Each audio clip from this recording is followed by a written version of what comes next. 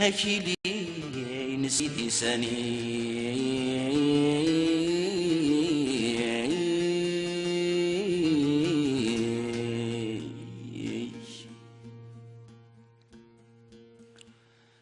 هخاميك ذي الخلاوي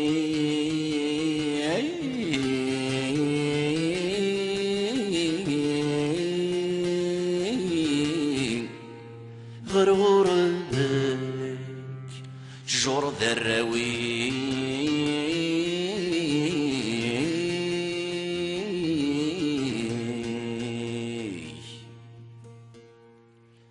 ماشي ذي الغرضي وثقيل ويغثن تبغى ندين هذا فاني الجانيين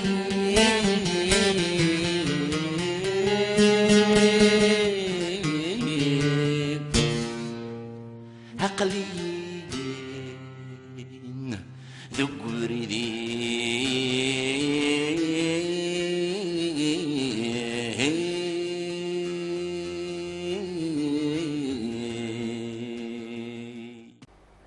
ازول فلا كنت ازول فلا ون اثم داغني يزيدو سكواس النظام يزيدو نفذو الزيت تفسوث اذا ويتيلي راه الناس معتوب ذوك ذي امش نزمر سنر تجملت الى الناس اكن يلاق نفادها في وثن تكفي اسكواساكي يسوهامن ايمي نزمر ونصوت تيكلتاكي امينوثاكي دين في بواسا تيكل تمزوروت ارديا دي تيليزري دي تيليفزيون تيكل تمزوروت ايدي سكنو ذميس واكي دوكماس نلوناس معتوب دوكماس فافاس Francis Martin. Francis Martin Azul Flech, bonjour. Bonjour.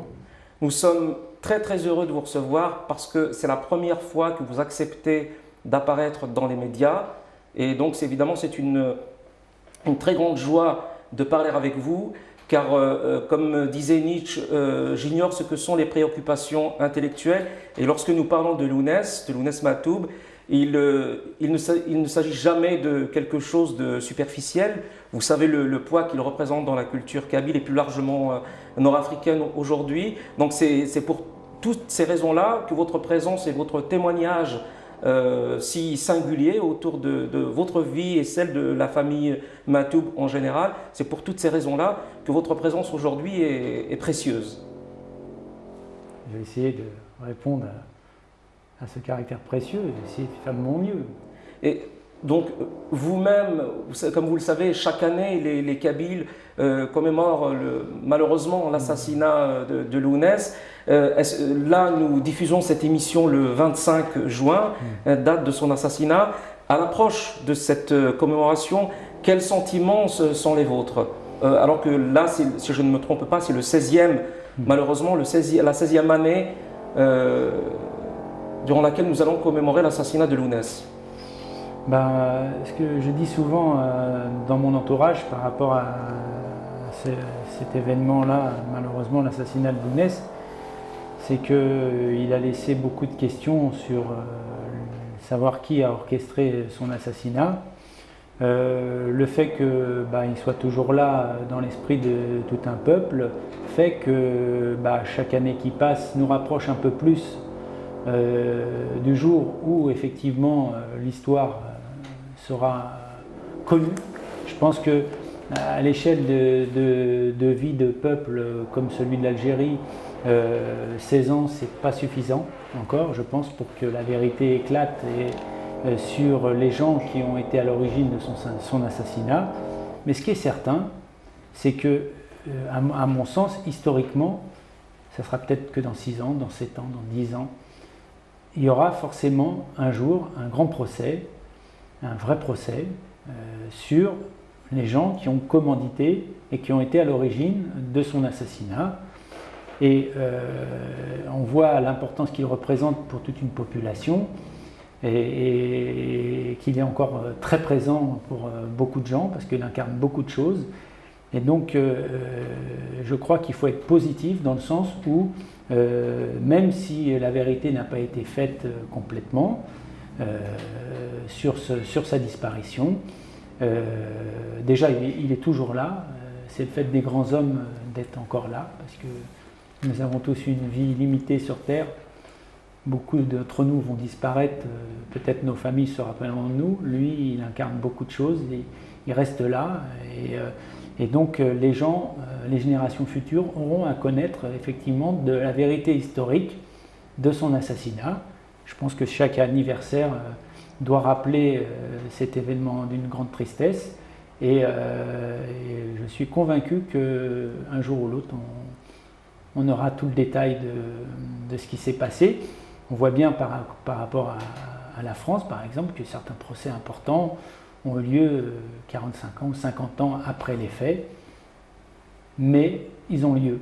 Voilà. Et l'Algérie est un jeune pays, à l'échelle de l'humanité, c'est peu de temps, 1962, c'est peu de temps, arrivera à une maturité un jour qui lui permettra de faire la vérité sur ce type d'assassinat à l'égard de personnalités importantes comme celle qui était Lounès.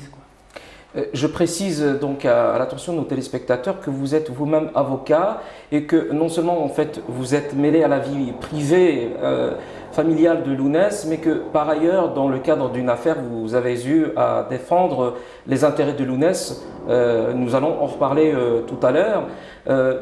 Eh bien donc ce que nous avons dit est évidemment un petit peu trop général, donc ce qu'il faut préciser dès le départ, c'est que votre père, le père de Lounès et de Malika, est venu s'installer en France, je crois, dans les années 40, et donc il a rencontré votre mère. Tout à fait. Notre père, c'était un peu comme pas mal de gens de Kabylie, avec le fait poussé par des besoins de ramener un peu de quoi faire vivre tout le monde. Donc beaucoup de gens ont voyagé. Moi, on me raconte que notre grand-père aurait été en Argentine, donc à des époques encore plus lointaines. Donc effectivement, il a été poussé par ces contraintes-là de venir en France. C'est dans ces conditions qu'il a rencontré effectivement notre mère. Et c'est dans ces conditions que deux familles ont coexisté, une famille du côté français et une famille du côté algérien. Voilà, avec notre père comme pierre angulaire de nos familles respectives, et avec eu égard à ce parcours un peu particulier de notre père, des conséquences à la fois sur ses enfants en France et sur ses enfants en Algérie. Donc c'est pas anodin dans le vécu d'un jeune ce type de relation paternelle. Oui, c'est-à-dire que par-delà l'intérêt que représente votre témoignage par rapport à Lounès Matoub en tant que personnalité publique, et évidemment, il y a aussi cette histoire personnelle qui était illustrative de l'immigration algérienne en général, kabyle en particulier, parce que c'était évidemment la plus nombreuse, cette histoire particulière de ces hommes qui, venant en France, en réalité, mènent une double vie. C'est-à-dire qu'ils ont une vie officielle dans leur village et une seconde vie qui est relativement officielle et relativement secrète, clandestine, ici en France, en particulier à Paris. Votre mère et votre père se sont rencontrés dans la région parisienne? C'est ça, tout à fait, oui. Alors, donc, je précise aussi que vous avez une sœur aussi qui est issue de la filiation Matoub. Oui. Voilà, donc en fait, il a eu 2 enfants en France. 2 enfants. Et 2 enfants en Algérie, donc Malika et Lounès, évidemment, que tout le monde connaît. Votre sœur et vous, évidemment, nous n'allons parler que de vous, puisque c'est vous qui acceptez de discuter avec nous. À quel moment vous avez appris que votre père avait une autre famille en Algérie? Est-ce qu'il y a eu quelque chose qui s'est fait de manière explicite, ou bien ce sont des choses que l'on apprend instinctivement? Ça a été très brutal, très brutal.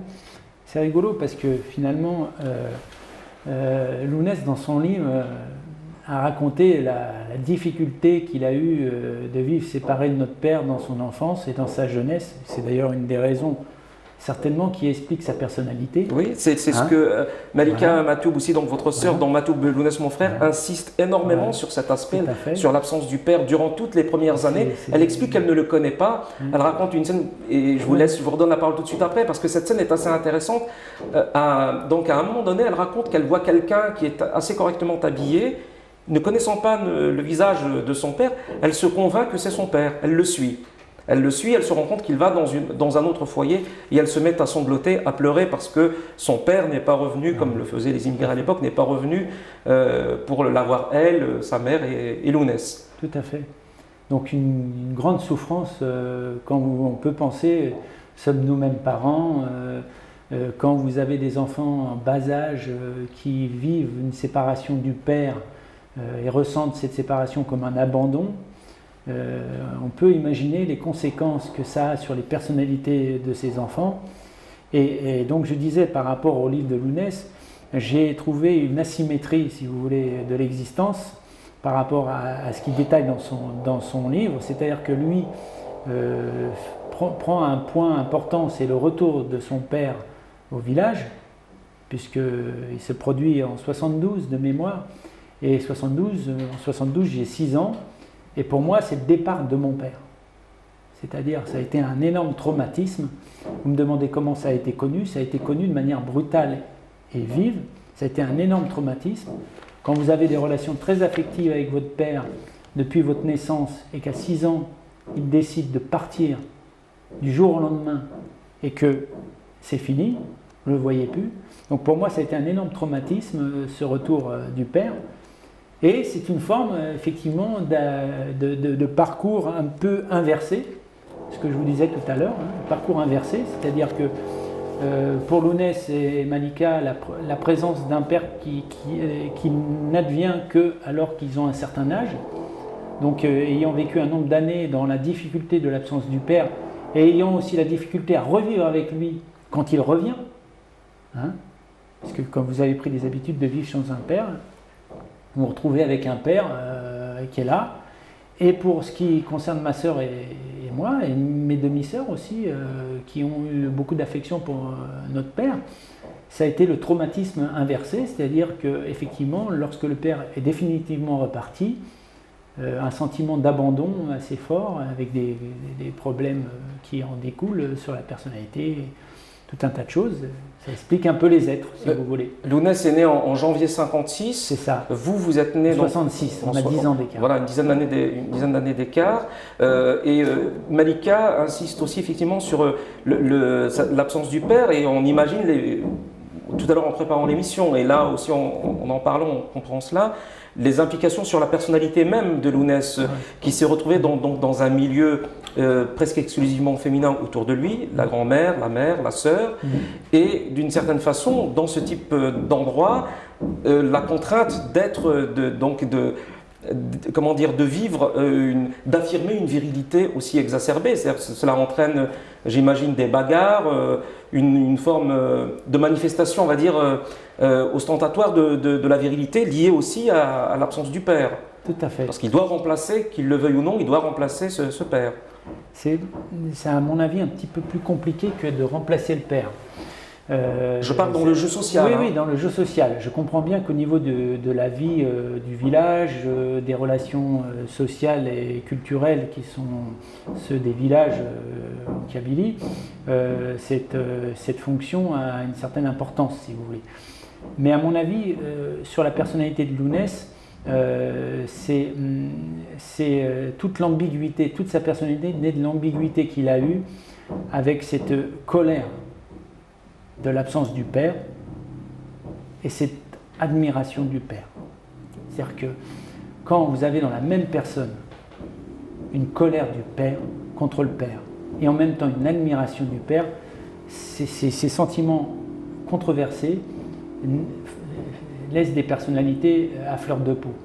Et c'est la personnalité de Lounès, parce que finalement, notre père, on n'a pas beaucoup parlé, parce que ce soit ma sœur ou mon frère, on quand même reste sur une vision assez négative de la façon dont notre père s'est comporté.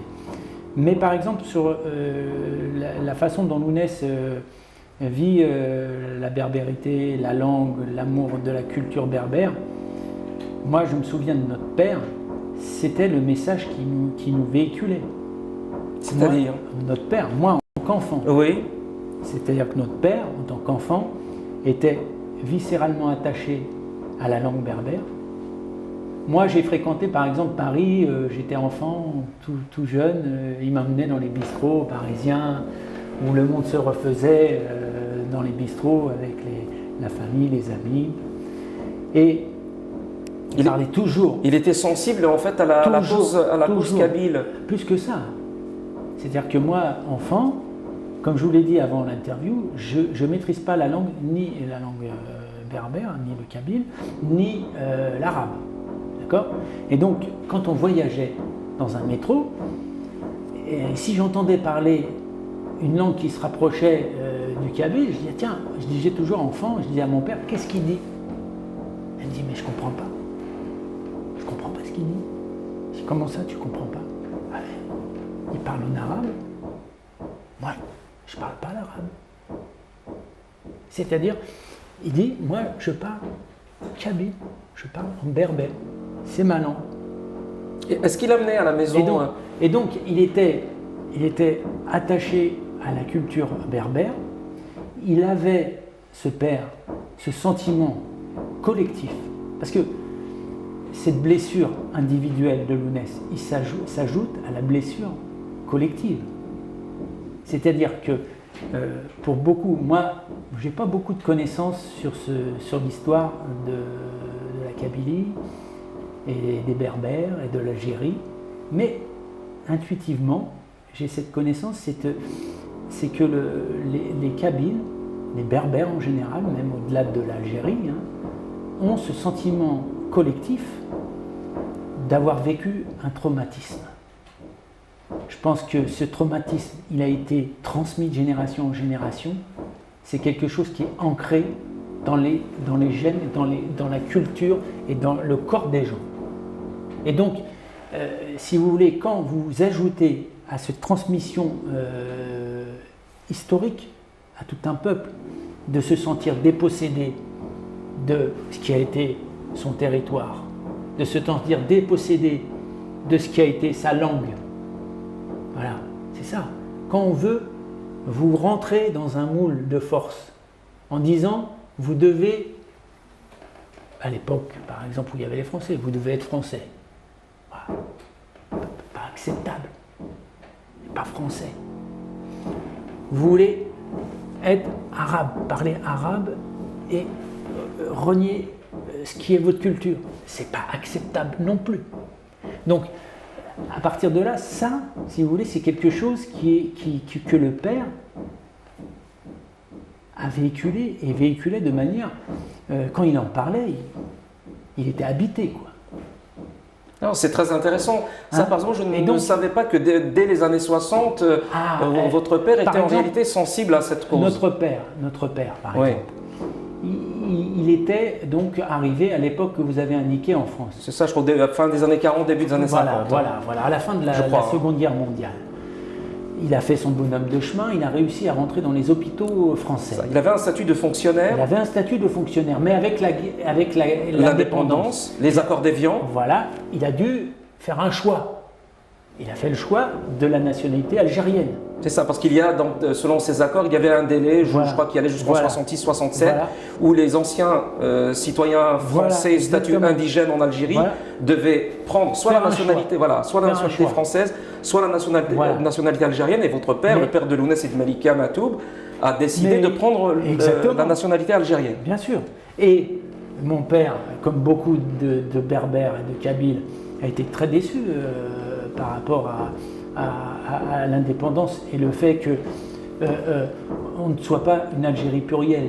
C'est ça le problème majeur. De toute manière, aujourd'hui, l'Algérie, elle peut que se sortir de son histoire que si elle accepte la pluralité. C'est-à-dire qu'il faut reconnaître aux gens le droit d'avoir leur culture, leur langue, et d'admettre la richesse de la différence. Et au contraire, s'en réjouir. Et donc, à partir du moment où, dans l'histoire, parce qu'on remontait même plus loin, je veux dire, sur les invasions arabes au niveau de l'Algérie, quelle était la population qui vivait au moment de ces invasions. Et c'était une autre époque, il y avait des choses difficiles, mais il faut reconnaître que certainement les populations qui vivaient, les Berbères qui vivaient dans ces pays-là, du Maghreb en général, ont dû subir un certain nombre de choses assez douloureuses qui les ont conduits d'ailleurs à vivre maintenant dans des zones spécifiques du territoire.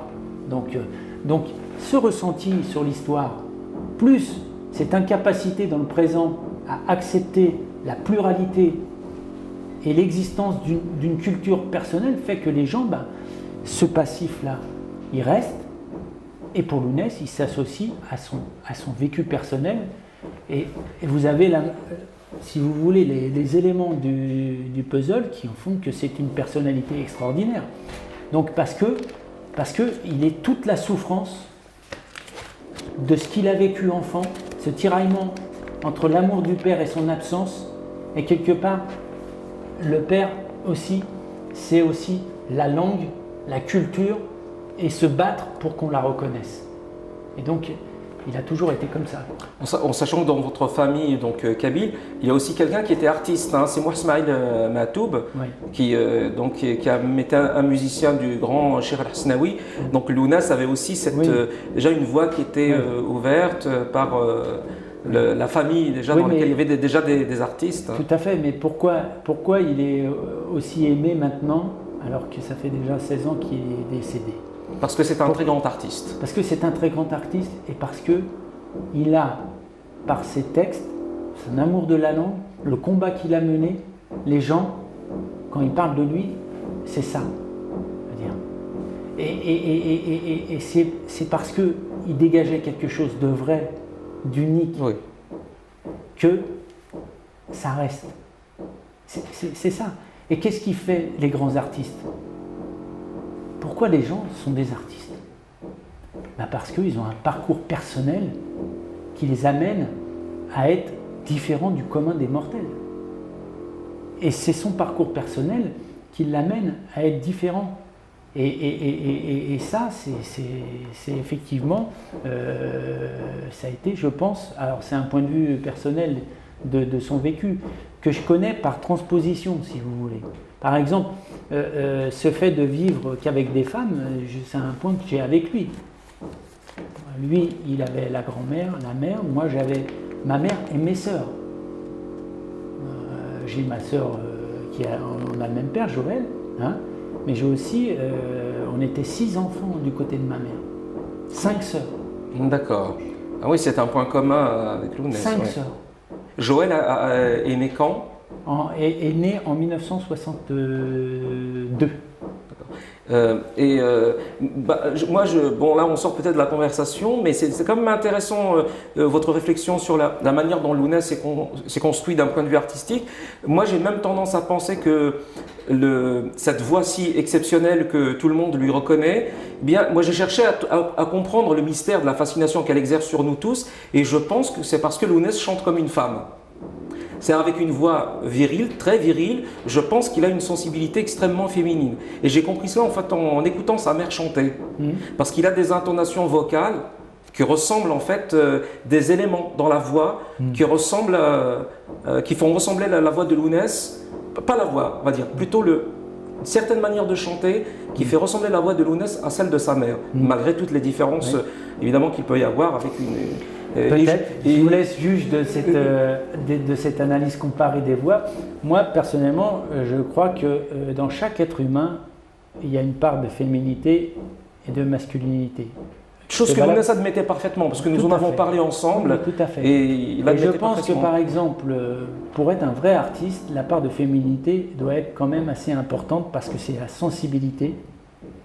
Et la sensibilité, c'est ce qui fait que vous captez des choses et que vous ressentez les choses de manière intuitive. Ça c'est l'intuition, ça. Hein?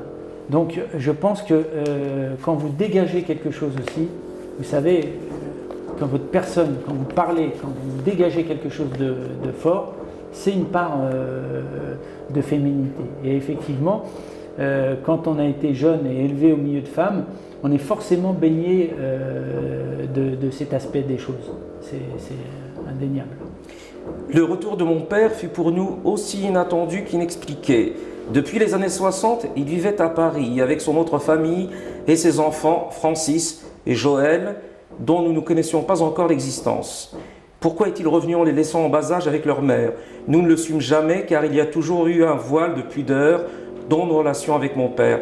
C'est ainsi pour tous les jeunes de notre pays qui nous empêchaient, malgré notre ardent désir, de l'interroger sur sa vie.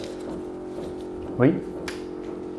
À quel moment donc le mystère de cette double vie a été percé à jour et à quel moment ces deux familles se sont-elles au moins partiellement rencontrées?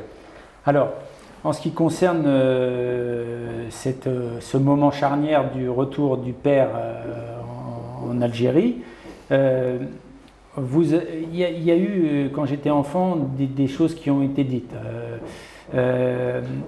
Il y a eu quelque part aussi, semble-t-il, à quel niveau ça a été vrai, vérifiable ou pas, le fait que mon père c'était un vrai villageois et une vraie personne attachée à son village.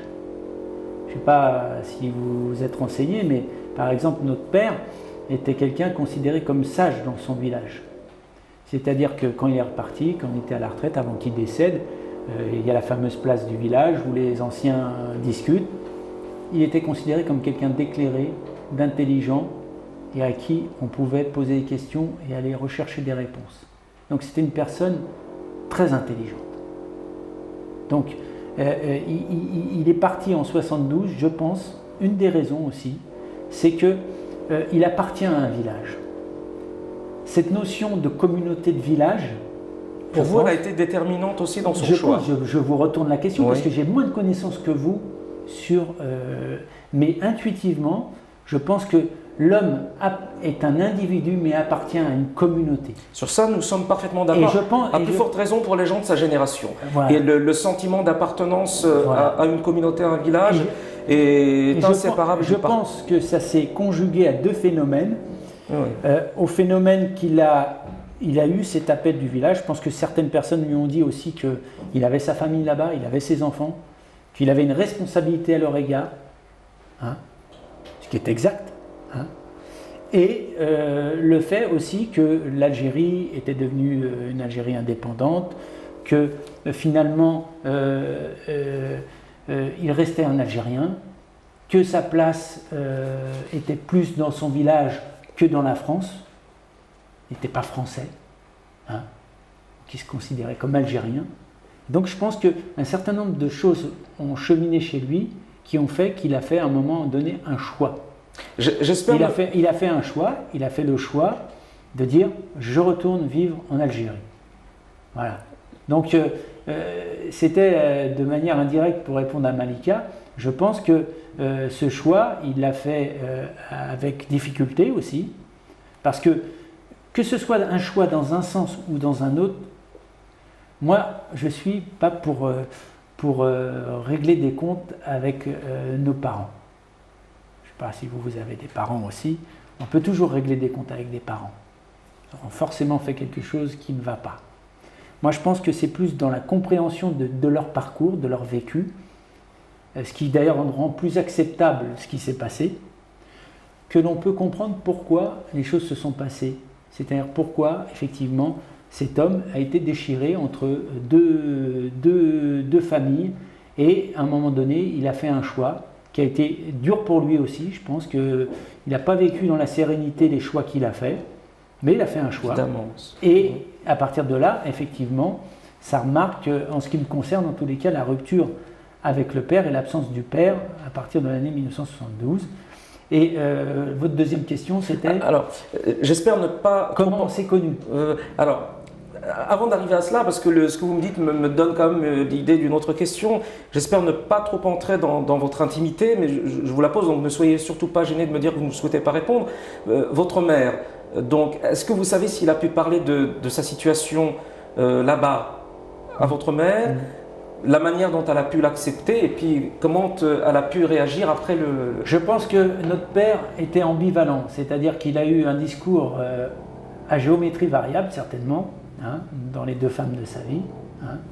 Donc il a dû tenir des propos, j'en ne suis pas le témoin direct, mais il a dû tenir des propos à notre mère comme il en a tenu à la mère de Lounès et Malika.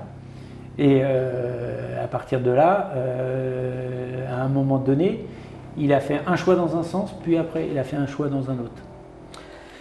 Et donc clairement, vous savez, les gens, les pères en tous les cas, qui se retrouvent dans des positions là, ont quand même comme responsabilité, quelque part, les dommages que ça peut causer aux enfants, sans compter les dommages que ça peut causer à leur propre conjoint. C'est-à-dire avec la vie difficile de la mère de Lounès et Malika, hein, comme elle a été difficile la vie de ma mère ici en France. Donc voilà, bon, c'est des constats ça. Après, il faut arriver à surmonter les passages difficiles de l'existence. Est-ce que vous, là, une question générale, est-ce que vous accablez par exemple la société kabyle qui crée par son organisation, les obligations auxquelles elle astreint les Kabyles, est-ce que vous accablez un peu la société kabyle pour le départ du père, voilà, comme la rendant responsable du départ de voilà, père. C'est-à-dire une organisation sociale qui contraint en fait à des sacrifices très durs comme celui de votre père, double sacrifice. Non, parce que finalement, si je suis comme je suis maintenant, c'est parce que ce qui s'est passé, c'est passé. Et moi qui avec le recul, je trouve que les choses qu'on croit difficiles peuvent vous enrichir. Ce qui est difficile, c'est de rester sur des choses négatives. Mais quand vous vivez des choses difficiles et que vous avez suffisamment de recul pour le comprendre et vivre les choses, c'est juste une facette de votre personnalité. Quant à en vouloir à des gens qui sont dans une communauté, qui ont leurs propres règles de fonctionnement, qui ont leur logique, pas du tout. Simplement, ça marque une chose finalement, le comportement de mon père. C'est que quelle est la place de notre libre arbitre dans notre vie? Voilà, c'est ça. Mais c'est valable dans toute communauté, dans toute collectivité humaine. Quelle est la part de la liberté individuelle sur la pression sociale? Voilà. Donc, il n'y a pas de... Non, moi... voilà, je suis... Vous n'en voulez pas à la société kabyle de ce qui s'est passé? C'est réciproque aussi. Je pourrais dire par exemple à Malika et à Lounès, est-ce que vous en voulez à la société française qui quelque part a pris votre père aussi? Parce que pour Lounès, on a 10 ans d'écart, il est donc 10 ans avant moi. Donc c'est lui qui a subi le premier traumatisme de la séparation de son père. Hein. On est tous le fruit de parents avec leurs qualités et leurs défauts. Et vous savez, il y a des parents qui vivent ensemble, mais des fois on se demande s'ils n'auraient pas dû... hein, parce qu'il y en a qui ont leurs parents pendant 10 ans, mais ça fait des dommages collatéraux, des fois aussi importants que des parents absents. Donc finalement, non. Et la preuve, regardez, Lounès, la preuve que ça fait des choses quand même exceptionnelles. Lounès, c'est un être exceptionnel. Il est unique, oui. D'accord, oui. On est d'accord là-dessus. Oui. Mais il est exceptionnel parce qu'il a vécu ce qu'il a vécu. Si Lounès, il avait vécu avec son père, il n'aurait jamais été Lounès. C'est certain. Vous voyez ce que je veux dire ou pas? Oui, Donc, bien sûr. Ce qui nous façonne, ce qui fait nos personnalités, c'est ce qu'on a vécu. C'est l'ensemble des expériences cumulées. Et les gens qui admirent Lounès, ils doivent comprendre que, quelque part, son parcours, effectivement, en tant qu'enfant, en tant que jeune, c'est ce qu'il a construit et ce qui l'a amené à devenir ce qu'il est devenu.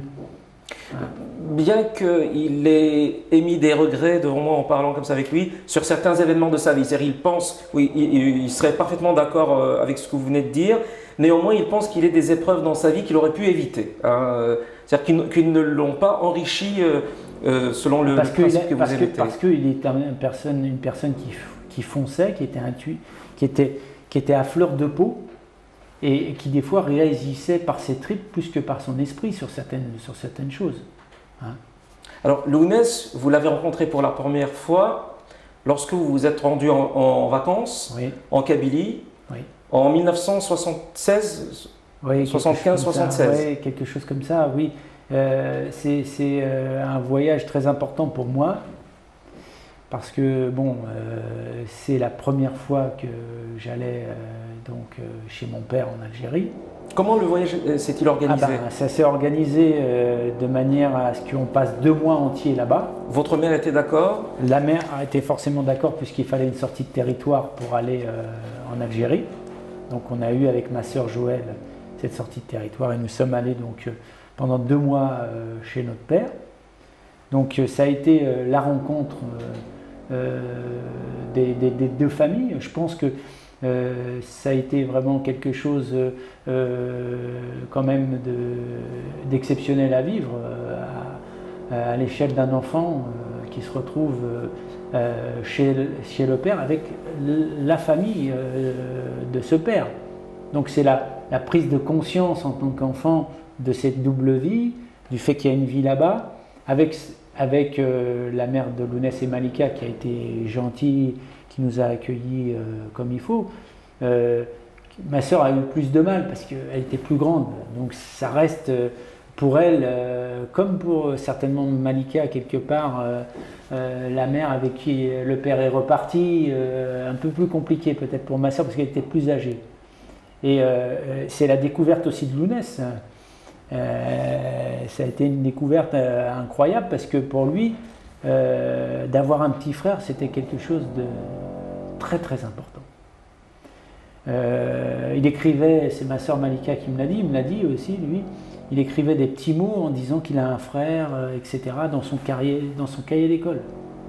Hein? Et donc là, quand moi j'arrive à cet âge-là, il est jeune homme, il a 17-18 ans, et c'est un écorché vif. C'est un écorché vif. Vous dites, vous êtes arrivé là-bas, je crois, au moment où il se préparait, lui, à aller au service militaire. Je pense qu'il est parti peu de temps après. Peu de temps après. Je ne me souviens plus des dates exactement. Et vous dites qu'il a eu un attachement très très intense pour vous, immédiatement. Tout de suite. Il m'a amené partout.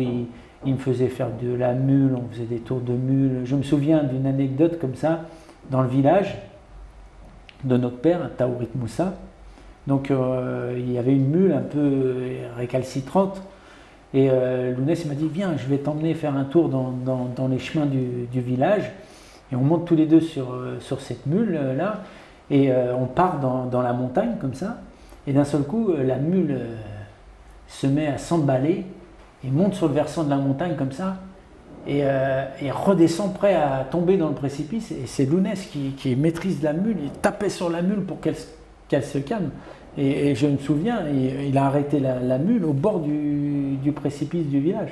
Donc il m'avait amené au village, et on avait fait des choses, il m'avait amené sur la plage avec ses amis, on avait fait plein de choses ensemble et là où j'ai vu qu'il était à fleur de peau, c'est que j'ai une de mes sœurs, de mes demi-sœurs, qui est venue nous rejoindre.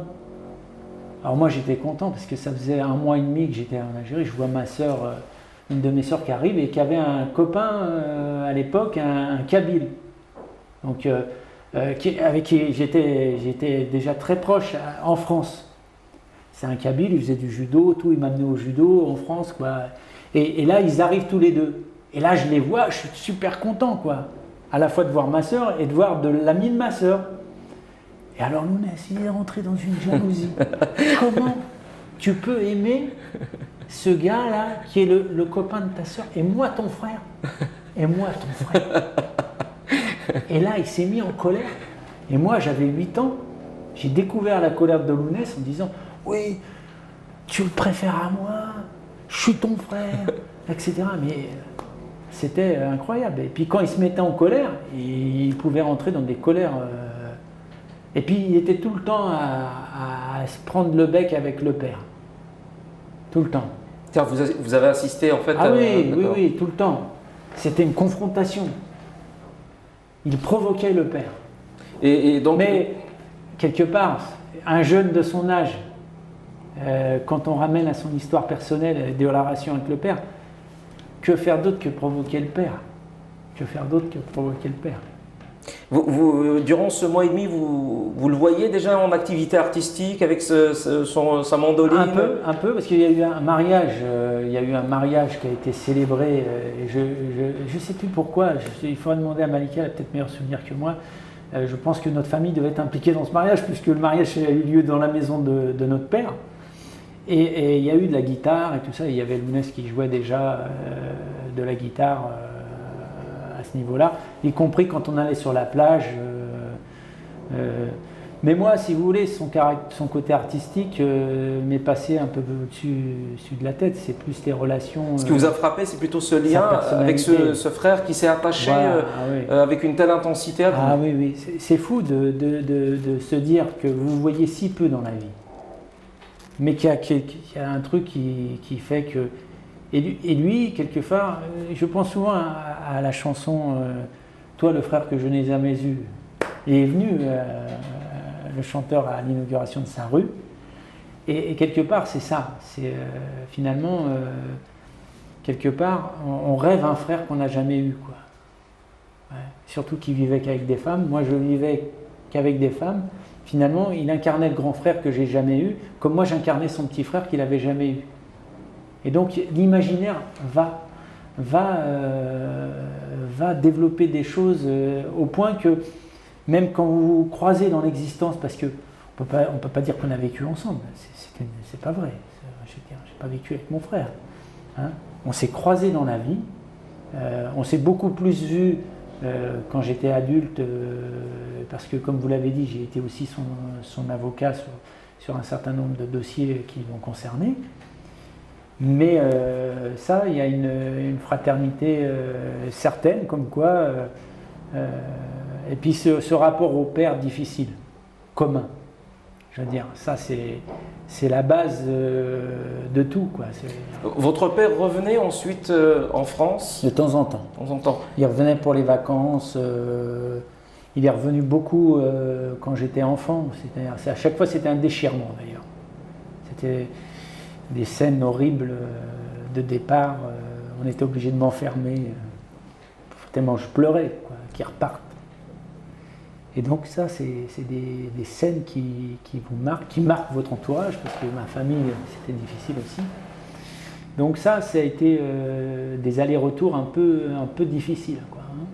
Donc, Lounès vient s'installer en France dans l'espoir de réussir dans la chanson à partir de 78.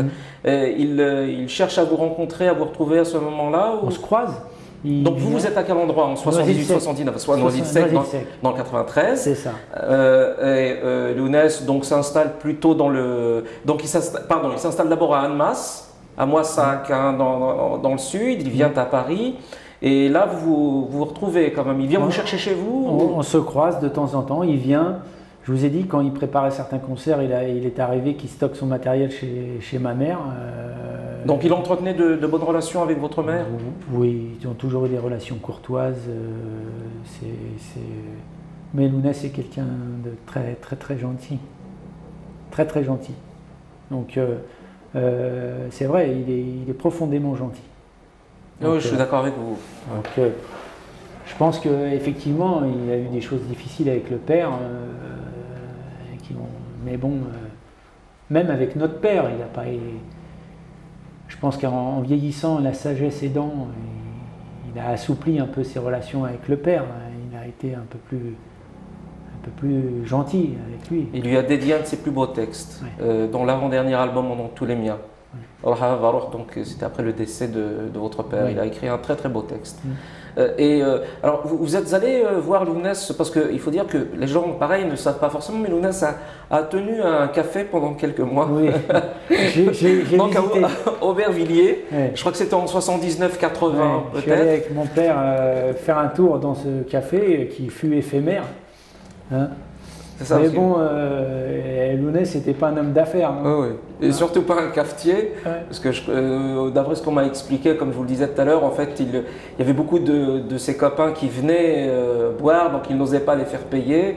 Lui-même avait des activités nocturnes, il jouait, il fumait, il buvait très tard dans la nuit, donc ce qui fait qu'il se réveillait un peu incompatible très tard dans la journée.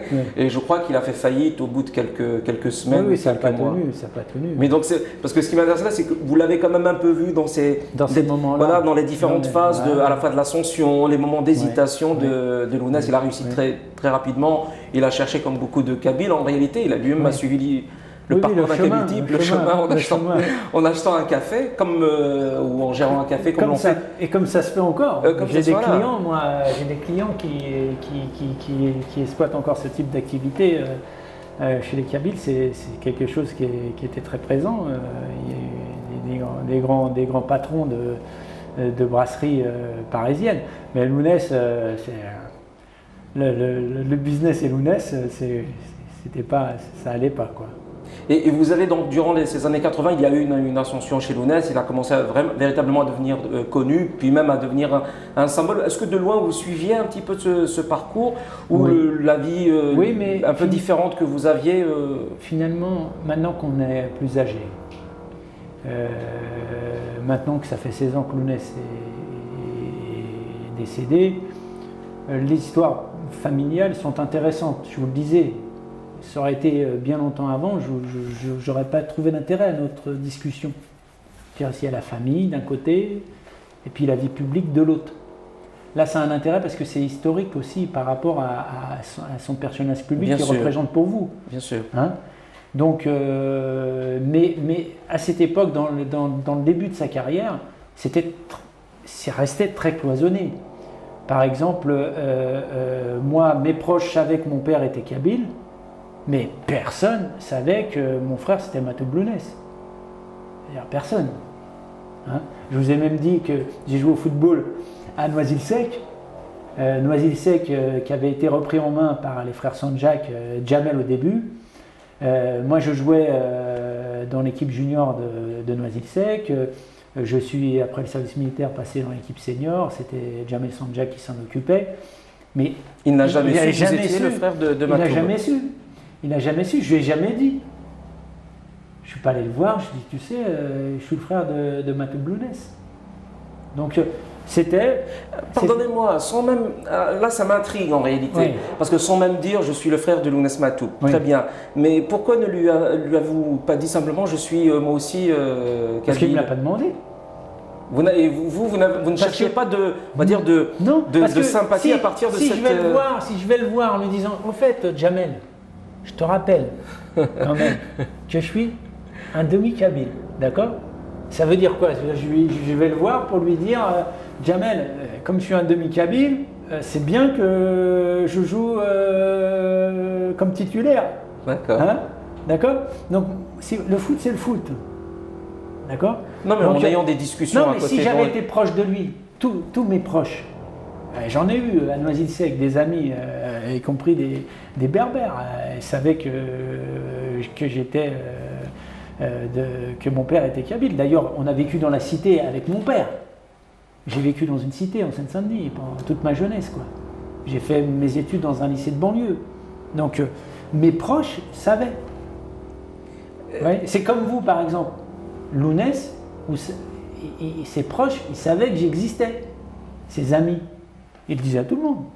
À tous ses amis. Ils savaient que j'existais. Mais ça, c'était les amis. Quand il rencontrait quelqu'un dans son milieu professionnel, il n'a pas lui dire, au fait, je te raconte que... non. Mais ça, non. Donc, il y avait vraiment un cloisonnement entre la vie comment dire, familiale, privée, et la vie publique. Donc moi, ma connaissance de Lounès, elle se situe pendant toute mon enfance, et y compris dans ses débuts, sur le terrain de la vie familiale. Et après, un peu plus sur le terrain de la vie professionnelle, puisque il est venu me voir, j'étais jeune avocat, il m'a dit, voilà, est-ce que tu peux t'occuper de dossiers pour moi, parce que j'ai quelques difficultés, même professionnelles, par rapport à des choses qu'il faisait. Et à ce moment-là, j'étais plus en contact avec sa vie professionnelle. Est-ce que c'était une manière de se rapprocher de vous que de vous solliciter pour ses affaires professionnelles? Bah, je pense, parce qu'il y a la confiance aussi. Pourtant, moi, quand il m'a confié des gros dossiers pour lui, des dossiers qui étaient très importants pour lui, il y avait des gens dans son entourage qui disaient, mais attends, pourquoi tu le prends comme avocat? Il est tout jeune. C'est une affaire sérieuse. Prends un avocat connu. Il leur avait répondu, mais moi, c'est mon frère. C'est un très bon avocat. C'est lui qui va me défendre. Oui, moi je pense que c'était vraiment une manière aussi Oui, de renforcer des liens avec vous, c'est Oui. d'avoir quelque chose Tout qui à vous fait. unissait, le fait de s'occuper d'une Voilà. affaire par exemple, c'était une manière d'être Oui. proche, d'avoir une activité ensemble Oui. pendant une période de temps.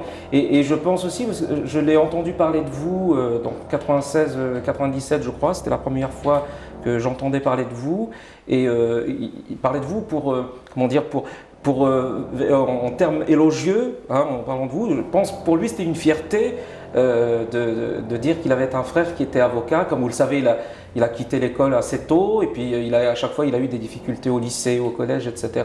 Et je pense que c'était important aussi pour lui de voir que quelqu'un de sa famille, à plus forte raison son frère, avait réussi. Parce qu'il s'intéressait beaucoup à ça. Hein, les diplômes, etc. Comme il a subi un peu le mépris de beaucoup d'intellectuels kabyles, du milieu universitaire, je crois que c'était important pour lui aussi d'avoir un frère. Et une sœur. Et une sœur, oui. Malika, qui a fait des grandes études et Oui.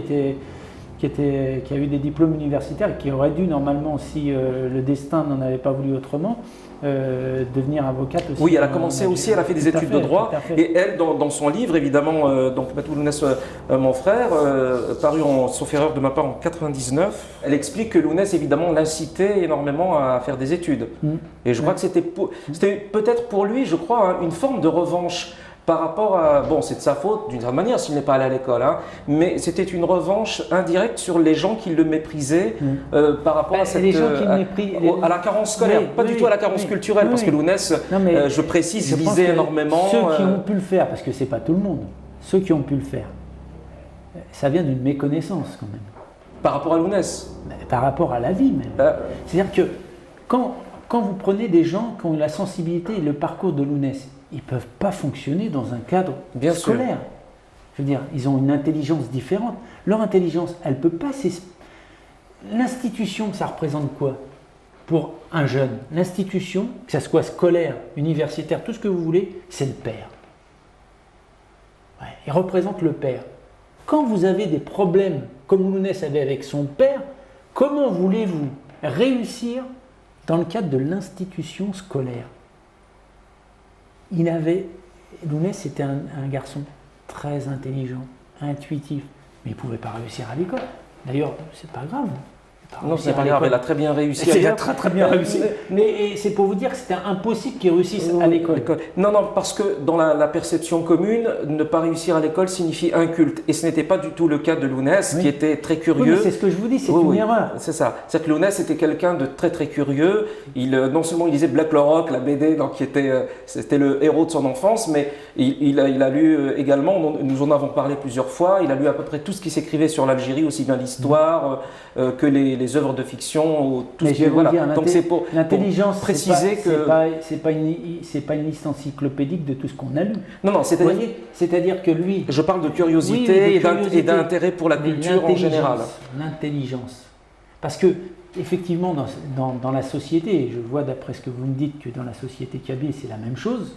Hein, en Algérie c'est pareil. On jauge l'intelligence au nombre de diplômes qu'on a. Sauf que c'est pas du tout vrai. Non, absolument pas. C'est pas du tout vrai. Et d'ailleurs, la preuve, Lounès, je veux dire.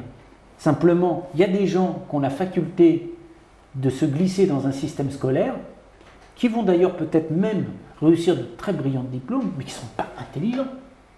D'accord? Donc ça, il faut couper court à ce genre de propos. Et d'ailleurs, des jeunes écorchés vifs comme Lounès, comment voulez-vous qu'ils réussissent à l'école? C'est impossible. C'est impossible. D'ailleurs, il suffit d'ouvrir les yeux dans le monde qui nous environne. Quand vous avez des difficultés de cet ordre-là, vous ne pouvez pas réussir d'un point de vue scolaire. Et lui, il a réussi autrement. Comme quoi, quand vous avez l'intelligence, quand vous avez la force, vous réussissez. Et il n'y a pas un parcours. Donc, ça, mais c'est vrai que le système fait qu'on vous regarde de haut parce que vous n'auriez pas de diplôme, parce que vous n'auriez pas ceci ou pas cela. Mais la lecture était tout de même, hein, j'insiste sur cela si vous me le permettez, en parlant avec lui, par exemple il m'a dit qu'il avait regretté de ne pour lui, il avait perdu une dizaine d'années par l'attitude qu'il avait quand il était adolescent. Il pense qu'en termes de niveau artistique, il aurait pu gagner du temps s'il avait travaillé davantage, s'il avait lu davantage. Cela est lié à la profondeur progressive de sa production. Mais évidemment, s'il n'avait pas vécu ce qu'il avait vécu, il ne serait pas le Lounès Matoub. Et s'il avait lu les livres à l'époque où il n'aurait pas fallu les lire, vous savez, les personnalités, elles se forment en raison d'éléments extérieurs aussi qui viennent les façonner. Et le fait qu'on ait un regret, par exemple, de ne pas avoir lu des ouvrages. Et je crois qu'il y a des choses qu'on lit et qu'on comprend en fonction de la maturité qui nous habite au moment où on intervient sur ces ouvrages. Oui, c'est lié aussi au travail artistique en général. Hein, voilà. Et donc, il s'enrichissait. Lounès, ce qu'il y a, c'est qu'il s'enrichissait. Après, ce côté artistique a fait qu'il était capable de s'enrichir de tout ce qu'il allait lire. Et ça apportait à son œuvre. Mais ça, c'est parce qu'il a eu le parcours d'avant qu'il a été capable de faire ça. Bien sûr, et même, même le regret est aussi déterminé par la richesse qu'il a acquise. C'est la richesse qui lui permet de regretter en réalité virtuellement une chose qu'il finalement il a bien fait de ne pas vivre au moment où il l'a vécu. Est-ce que ensuite donc arrive 88 lorsqu'il est mitraillé par le gendarme qui le traite de fils de chienne en le déposant à l'hôpital de Tizi Ouzou. Donc à ce moment-là, Lounès, on parle de lui dans les journaux en France. C'est pratiquement le moment où pour la première fois son nom est cité dans les journaux en Algérie. À ce moment-là, vous étiez un peu proche de lui ou Moi, le souvenir que j'ai de ce moment-là, c'est que en fait, il a été à un moment donné rapatrié, je crois, en France pour un suivi médical parce qu'il avait commencé, je crois, à être opéré en Algérie, puis il est revenu à l'hôpital, c'est à l'hôpital Beaujon, je crois que c'est Beaujon, c'est ça, d'accord. À Clichy, si je me souviens bien, c'est ça? Oui, porte de Clichy, porte de Saint-Ouen, porte de Clichy, et c'est là que je lui ai rendu visite, effectivement,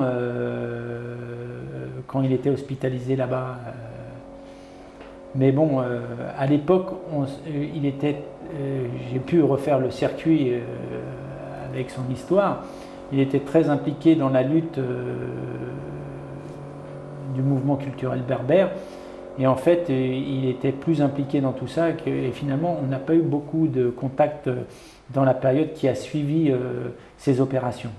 Est-ce que vous compreniez même de loin, parce que ça me fascine, est-ce que vous compreniez même de loin quelle figure il était en train d'acquérir au sein de son peuple? C'est-à-dire cette figure exemplaire, cette figure de symbole de la résistance, de la culture amazigh. Est-ce que vous avez compris cela ou c'est quelque chose qui est venu bien plus tard?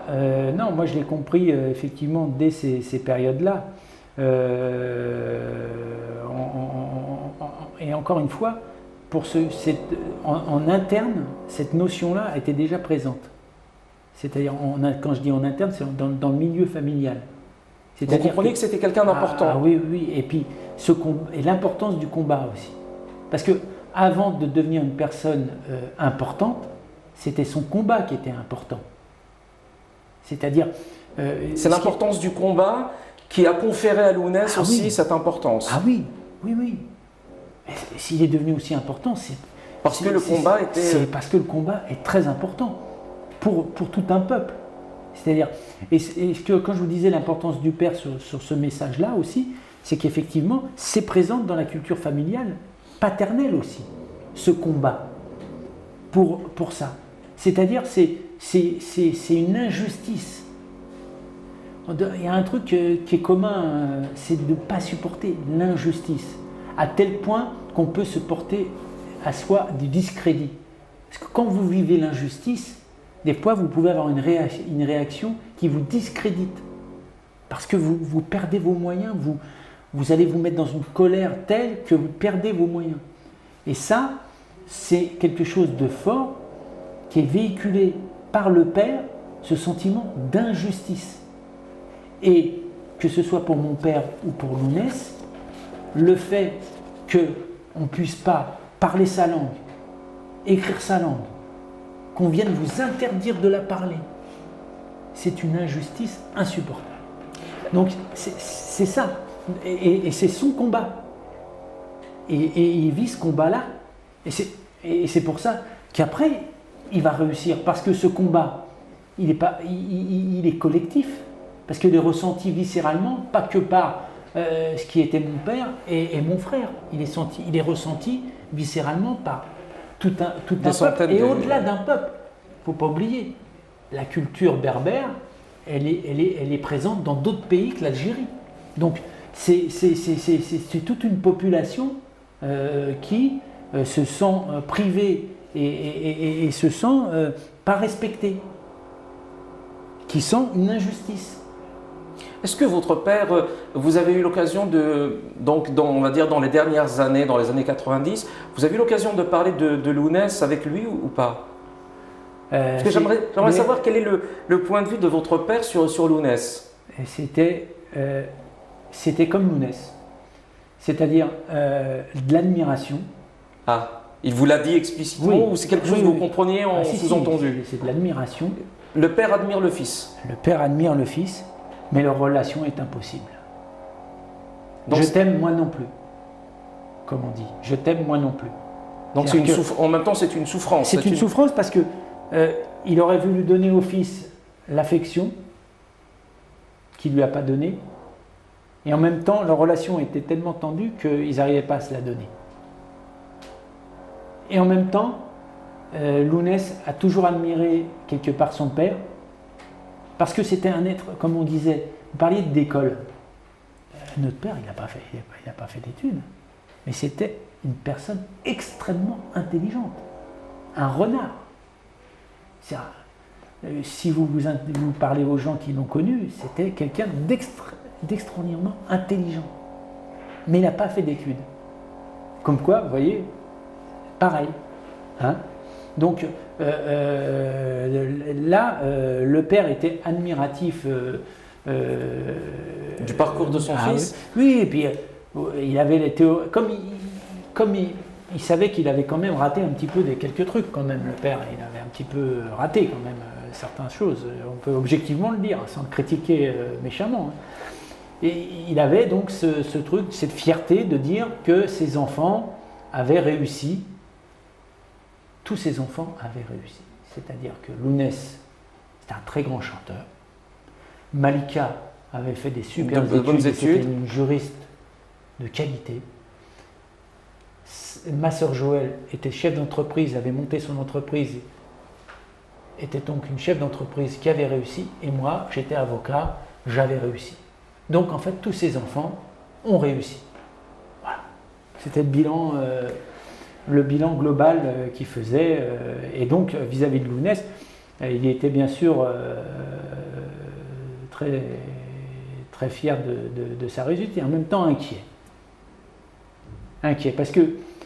pour sa sécurité? Inquiet parce que il avait... Je ne sais pas si dans votre famille c'est pareil, mais les anciens, ils avaient ce truc qui est de dire...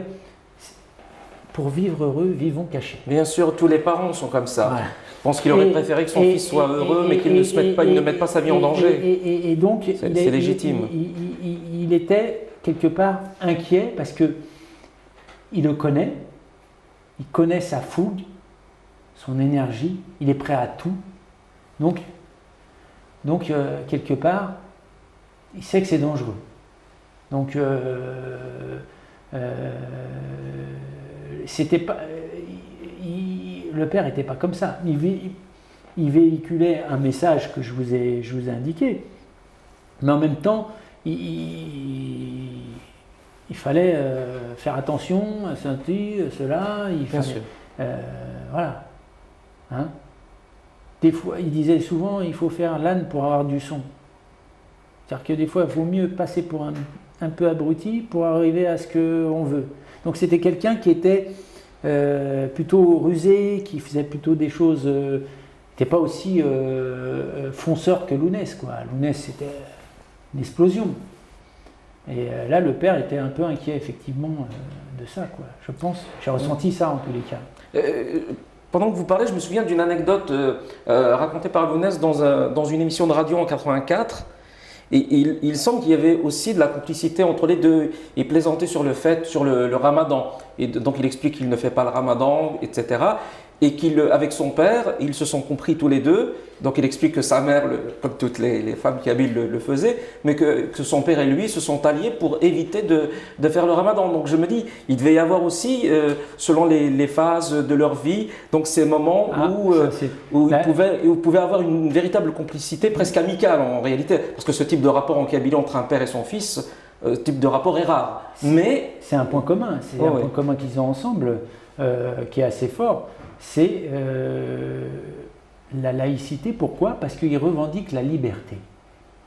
Tout est relatif, quand je vous ai dit le poids du monde dans lequel on vit. Mais les deux se revendiquent comme des hommes libres. Mais quand on vous dit libre, moi je ressens ça aussi. C'est-à-dire que je suis un homme libre. Il n'y a pas un tel qui va me dire tu vas faire ci. Il n'y a pas un tel qui va me dire tu vas faire ça. Si la personne m'explique que ça c'est bien de le faire, et que c'est justifié, et que c'est intelligent de le faire, je veux bien le faire. Mais si un tel me dit tu fais ça, parce que je te dis de faire ça, je ne veux pas le faire. Je suis un homme libre. Voilà. Et Lounès, c'était quelqu'un de libre. Et notre père, il était libre. Et effectivement, dans une société comme la société algérienne, où la religion a un certain poids, revendiquer que vous n'êtes pas croyant, c'est exprimer votre liberté individuelle face à la collectivité. C'est dire, moi je suis un être libre. Donc quand il dit, moi je ne suis pas musulman, moi. Je peux quand même, j'ai le droit, en tant qu'être individu, j'ai le droit de dire je ne suis pas musulman. Et de vivre, ajoute-t-il, j'ai le droit de vivre. Et de vivre. Et le musulman, le vrai, il va me donner de l'amour, il va me dire tu as le droit, effectivement. Tu peux vivre comme tu veux. Du moment que tu es un être qui est gentil autour de toi, qui apporte des bonnes choses, pourquoi tu vivrais pas comme tu veux? Donc c'est ça, il revendique la liberté individuelle. Et c'est ce sentiment, mais c'est un tout, ça va avec la culture, ça va avec la langue. Pourquoi j'ai pas le droit de parler ma langue? Pourquoi j'ai pas le droit? Pourquoi on ne reconnaît pas ma langue? Pourquoi? C'est une richesse, la culture. Pourquoi? C'est une injustice. Donc, ce sentiment d'injustice, c'est ce qui... Et de liberté, je suis d'accord avec vous. Une nouvelle fois, je me souviens d'une conversation que j'avais avec lui dans un café, un café kabyle, où il m'expliquait effectivement que l'élément le plus important pour lui, dans toute la vie, c'était ça, c'était la liberté. C'est aussi simple que ça. Il m'a dit, tant que la liberté ne devient pas de la démence, il soutient toutes les formes de liberté. Ouais. Et je crois que c'est le portrait le plus juste que l'on puisse faire de Lounès, c'est de dire que c'était un homme qui cherchait à être libre. Voilà. Alors avec tous les pesanteurs culturels, tout ça, on fait comme on peut. Hein. Vous aussi, vous faites comme vous pouvez pour être libre. Moi, je fais exactement pareil. Mais c'est un sentiment profond. Et ce sentiment de blessure face à l'injustice, c'est quelque chose de profond aussi.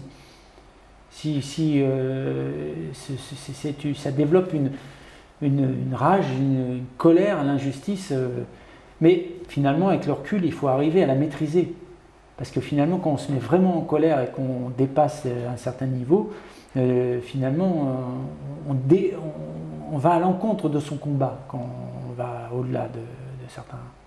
Voilà. 94 en septembre, Lounès est enlevé une nouvelle fois, donc là il fait la une, réellement la une de tous les journaux français, la presse et les journaux télévisés. Une nouvelle fois, vous, comment percevez-vous cet événement qui va tenir évidemment en haleine, en suspense, la Kabylie pendant 15 jours et 15 nuits jusqu'à sa libération? Est-ce que vous vivez un peu comme nous tous ces moments d'angoisse par rapport à ce qui guette à tout instant Lounès? C'est des moments très difficiles parce que, en fait, avant son enlèvement, notre père était atteint d'un cancer. Et donc, il était hospitalisé à Alger. Et c'est quand même mon frère qui avait la responsabilité de suivre un peu tout ce qui se passait. Et donc j'ai été informé de ce cancer. C'est quand vous apprenez que votre père a un cancer, c'est assez douloureux. Et donc j'étais informé de l'évolution, de savoir qu'est-ce qu'on allait faire. Est-ce qu'il allait rester en Algérie pour se soigner? Est-ce qu'il fallait le faire venir en France pour le soigner? Et donc c'est dans cette période-là que Lounès s'est fait enlever. C'est-à-dire qu'en peu de temps, j'apprends que notre père est atteint d'un cancer, et quand vous apprenez que c'est un cancer des poumons et qu'on sait qu'il avait arrêté de fumer depuis très très longtemps, puisque c'est un très grand fumeur, et qu'il a un cancer du poumon, c'est pas une bonne nouvelle. Et que déjà il est hospitalisé en Algérie, donc le frère va suivre ça de près et me tient informé de ce qui se passe. Et en même temps, j'apprends qu'il est enlevé et que donc le père à l'hôpital en train de mourir et le frère enlevé dans des circonstances que vous connaissez. Donc un sentiment de désarroi, d'impuissance. Mais c'est pas possible, c'est infernal, quoi. C'est-à-dire que pour tout ça en même temps, quoi. Et d'autant plus que dans le contexte des enlèvements de l'époque, où en général c'était difficile de se sortir de ce type d'enlèvement. Donc voilà comment je l'apprends. Alors moi j'étais en liaison avec Malika au téléphone. Et c'est elle qui m'a dit d'aller voir une association culturelle ici à Paris pour avoir des nouvelles de ce qui se passait. C'est comme ça que je suis entré en contact avec une association culturelle berbère ici à Paris, qui a été tout à fait surprise de me voir arriver un matin dans ses bureaux pour prendre des nouvelles. Ils ont cru à un moment que j'étais quelqu'un d'un peu dérangé, puisque Francis, qui vient demander des nouvelles pour son frère Lounès, c'était pas trop en adéquation, mais ils se sont renseignés. Donc après, c'est par cette association que j'ai eu des informations sur les suites de l'enlèvement de Lounès, quoi. Alors il y a une suite liée à cette affaire. C'est le conflit, donc c'est là où vous avez pris en charge une affaire pour le coup public. Hein, j'ai eu une affaire aussi pour son livre, parce que Lounès a sorti un livre Rebelle, donc chez Rebelle, Stock, après son enlèvement, oui, où il se plaignait du comportement de son éditeur de l'époque, de son producteur, qui avait tenté d'interdire son livre en référé à Paris. Et donc on avait eu une procédure pour...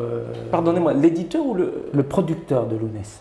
D'accord. Pas l'éditeur du livre, le producteur de disques. Voilà, le livre est sorti chez Stock. J'imagine que Stock, ce qui les intéressait évidemment, c'était d'écouler le maximum de livres. Et un procès a été fait par son producteur pour tenter d'interdire le livre. Donc j'étais intervenu sur ce procès et le producteur avait perdu son procès. D'accord. Donc ça, c'était au moment où Lounès avait été libéré. Hein. Donc il y a eu toute la phase de libération où il est revenu à Paris, il a ramené le père aussi, il a ramené notre père. On a pu le faire soigner ici en France. Malika précise dans son livre que pendant plusieurs semaines, les gens ont cherché à l'hôpital là-bas en Algérie à cacher à votre père que Lounès était enlevé parce qu'il était dans une situation tellement délicate qu'il valait mieux ne pas faire prendre des risques avec une nouvelle aussi dramatique que celle qui pouvait survenir à n'importe quel moment. On lui a caché effectivement la vérité. Je pense qu'il s'est douté de quelque chose parce que comme Lounès venait de voir souvent, et qu'il venait pendant pas, 15 jours, effectivement, ça devait... Et il s'est inquiété quand même, mais effectivement, c'est Lounès qui a, une fois qu'il a été libéré, qui a ramené le père en France pour qu'il suive des soins ici.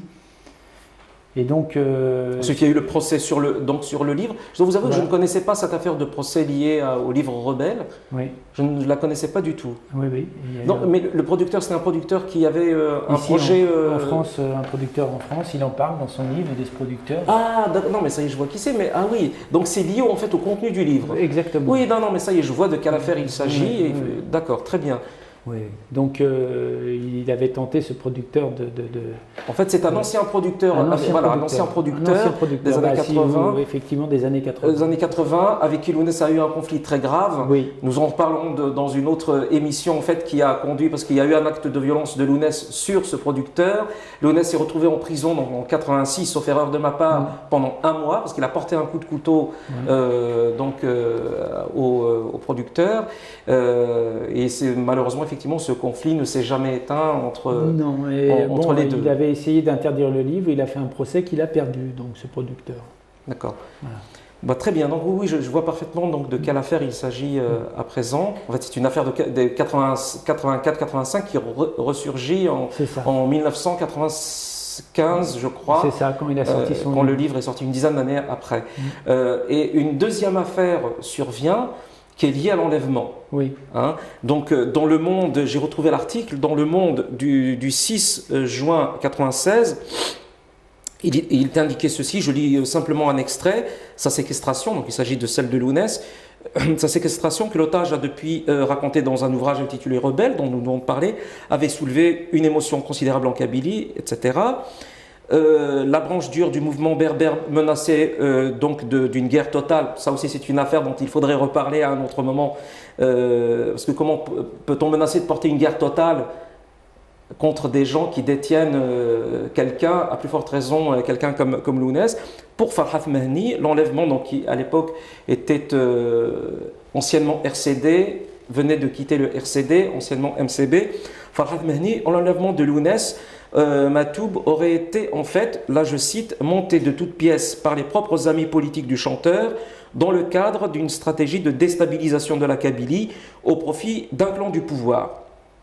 Monsieur Mahni assure détenir des preuves formelles étayées de faits précis propres à confirmer sa version de l'événement.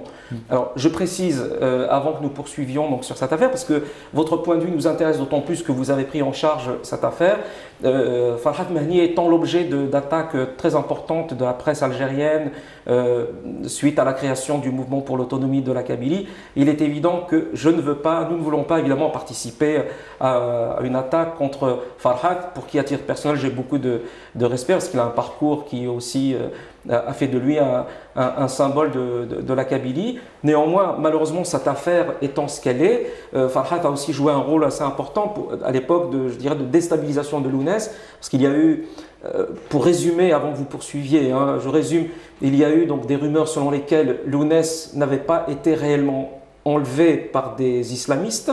Il y a eu une déclaration de Jamel Zennati, qui à l'époque était un responsable du FFS, qui quelques jours avant sa déclaration avait passé un court séjour chez Lounès ici à Paris dans le 13e, hein, si je me souviens bien, il habitait à l'époque à Place Blanche. Ensuite Farhat, plus le grand chanteur aussi Ait Menglet, qui a mis en cause l'enlèvement. Donc il y avait en fait une convergence d'opinions, de personnalités publiques, dont certains étaient des amis très importants de Lounès comme Jamel Zennati, qui mettaient en cause l'authenticité de l'enlèvement et qui pour certains mettaient en cause la sincérité de Lounès dans l'enlèvement. Voici pour le contexte. Alors pour moi, au niveau de la procédure, Lounès est venu me voir effectivement à l'époque des faits et de cet article. Il avait été très affecté par cet article, qui laissait sous-entendre de manière claire qu'il avait participé à son enlèvement avec ses amis et qu'il avait monté de toutes pièces pour essayer de déstabiliser la Kabylie.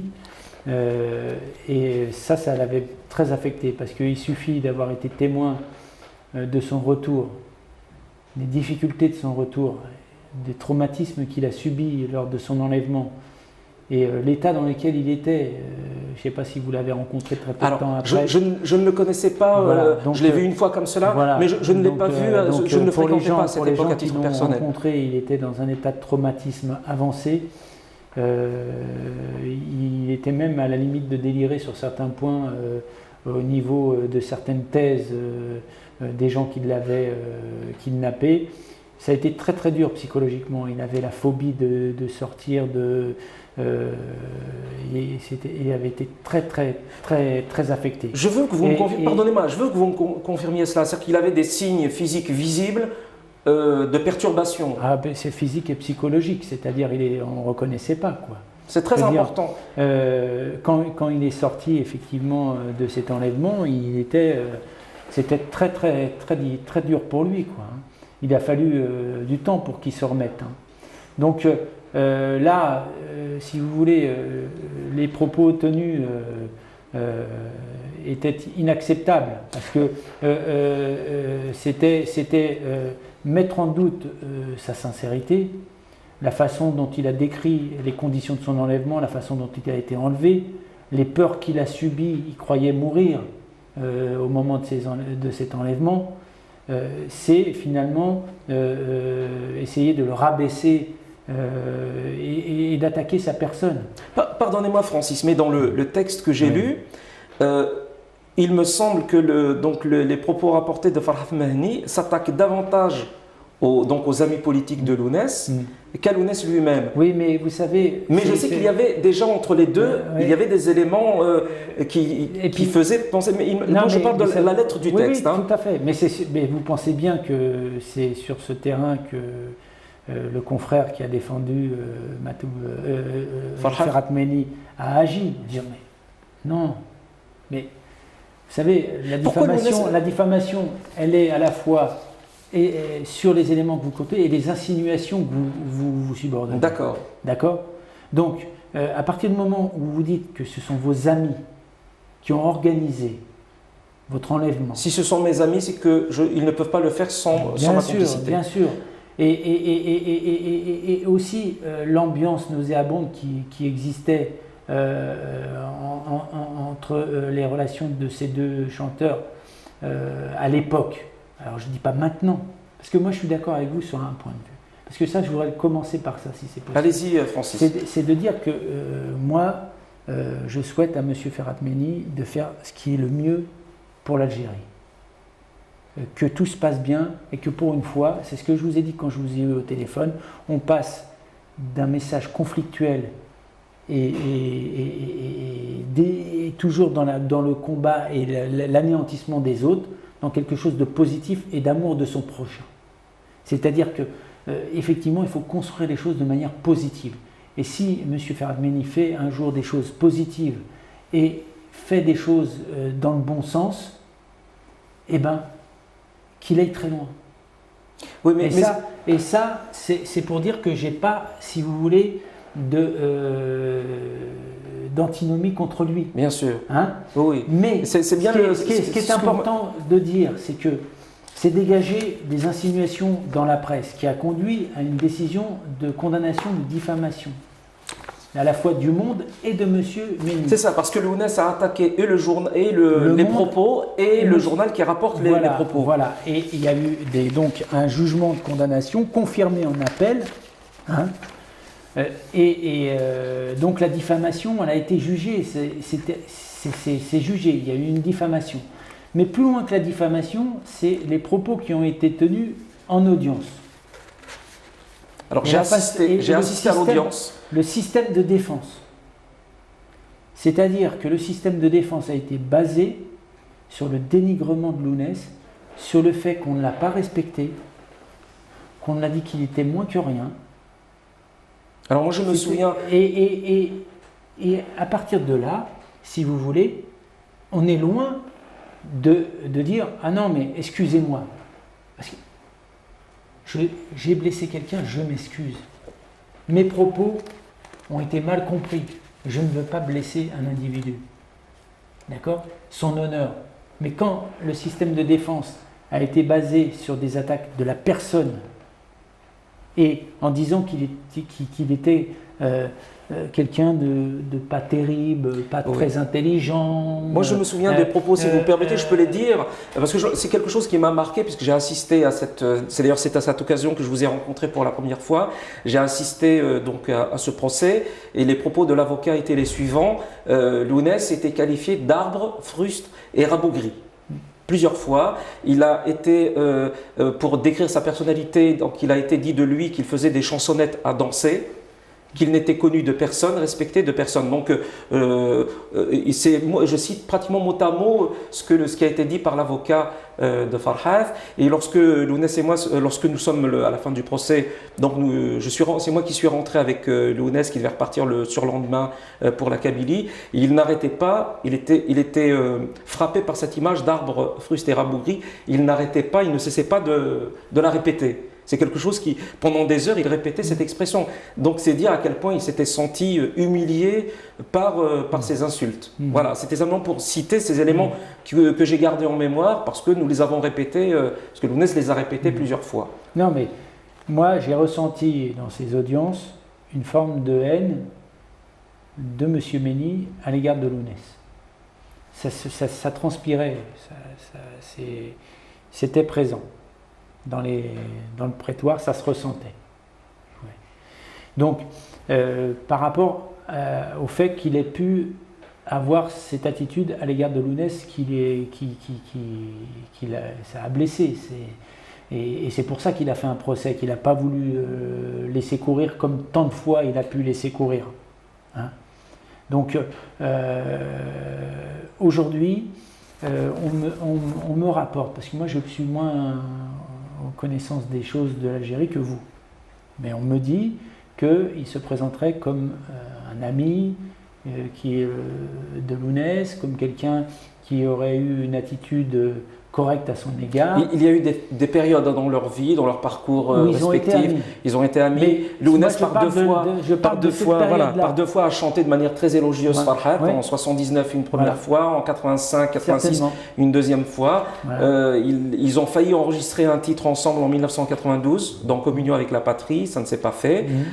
Et ensuite, après l'enlèvement, les relations se sont véritablement détériorées entre Farhat et Lounès. J'espère que nous aurons un entretien avec Farhat aussi pour qu'il revienne sur tous ces éléments. Donc moi, en fait, sur M. Mény, la seule chose qui serait importante pour les gens, les proches de Lounès, c'est qu'ils disent que bon, il a eu des propos et il a tenu des choses qu'il n'aurait pas dû. Voilà. Et puis, de toute manière, dans la vie, tout le monde fait des erreurs ou peut avoir un comportement blessant à l'égard de quelqu'un. Donc, voilà. Après, ça c'est important. Après, dire que Lounès et lui étaient proches et que... alors, certainement, sur l'amour de la langue, de la culture, ils partagent cette chose-là. Et d'ailleurs, tant mieux, hein, tant mieux pour les gens qui défendent cette culture. Mais en tous les cas, dans sa relation avec Lounès, il a montré dans les derniers jours de Lounès et depuis ces propos-là qu'il n'avait pas d'affection pour lui. Donc voilà. Donc moi, comme je vous disais, je place les relations humaines plus sur le terrain de l'affection et de l'amour qu'on peut donner. Hein, et de la gentillesse qu'on dégage. Et ben de ce côté-là, à l'égard de Lounès, il n'a pas été à la hauteur. Il n'a pas été à la hauteur. Mais Lounès, ça m'intéresse aussi, c'est vraiment quelque chose, ces accusations ont vraiment atteint. Bah, écoutez, j'entends, moi je me souviens, il était véritablement déstabilisé. Bah, c'était atteint, c'est normal quand on dit que vous montez de toutes pièces des choses et que c'est du n'importe quoi et que ce que vous avez vous-même relaté et les conditions dans lesquelles vous avez été détenu, c'est du cinéma. C'est insupportable d'entendre des choses pareilles. Encore même maintenant, je veux dire. Après. Voilà, c'est les propos qui sont importants. À ce moment-là, moi, à sa place, qu'est-ce que j'aurais fait? Moi, je serais allé voir Lounès, j'aurais dit, voilà, écoute Lounès, s'ils étaient amis, prêts à enregistrer un message une chanson entre eux. Pourquoi tu vas pas d'abord voir Lounès? Lounès pour l'informer qu'il a des doutes sur les Écoute, auteurs Lounès, d'enlèvement. moi pourquoi dire des choses sans preuve? Pourquoi faire? Parce que l'article il dit des preuves de rien du tout. Donc tu mets en cause Lounès, tu mets en cause tout ce qu'il raconte, tu dis que tu as des preuves, tu n'en as pas. Le doute est important. Pour l'assassinat de Lounès, il y a bien des doutes. Voilà, il y a des doutes. On laissera l'histoire faire ce qu'elle doit faire. Hein. Mais en tous les cas, moi, ma conviction personnelle, c'est que il faut pas rendre public des déclarations qui portent atteinte à l'honneur de quelqu'un, comme ça, sans pour autant disposer des choses. Ce qui n'empêche pas de lutter pour la vérité, c'est important. Mais sur Lounès, là, M. Mény, si c'était un ami de Lounès comme il l'indiquait, il aurait dû aller le voir. Et si c'était un ami de Lounès, il n'aurait pas fait ces propos-là. Il n'aurait pas tenu ces... Vous voyez dire ça d'un ami, vous auriez dit ça, vous, de votre ami? Vous ne l'auriez pas fait. Non, jamais. Jamais, c'est clair et net. Donc voilà. Maintenant, je vais vous dire, il a tenu ses propos, pour quelles raisons il les a tenus? Qu'est-ce qui l'a motivé de les tenir? C'est lui qui peut dire ça. Et ce qui est important, c'est qu'il rétablisse les choses, qui disent tout simplement, écoutez, j'ai tenu des propos, j'ai fait tenir des propos à l'égard de Lounès, c'était déplacé. C'est une forme d'irrespect à son égard que j'ai eue, je le reconnais, mais moi j'ai des projets, je développe d'autres choses, des choses que j'espère pour lui qui seront positives dans le bon sens. Dans le bon sens, je lui souhaite de faire ça dans le bon sens. Et moi, s'il fait des choses dans le bon sens, je lui souhaite de réussir. Et puis, il n'y a pas à faire un procès à M. Mény non plus. Je veux dire, il y a juste à ne pas dire des choses contraires à ce qui s'est passé dans ces moments-là. Ce qui n'empêche pas de dire de nouvelles choses, si on veut le dire, mais en partant de réalités qui se sont tenues et de s'excuser tout simplement, de dire oui, j'aurais pas dû dire ça, quoi, j'aurais pas dû l'attaquer comme je l'ai fait. Voilà.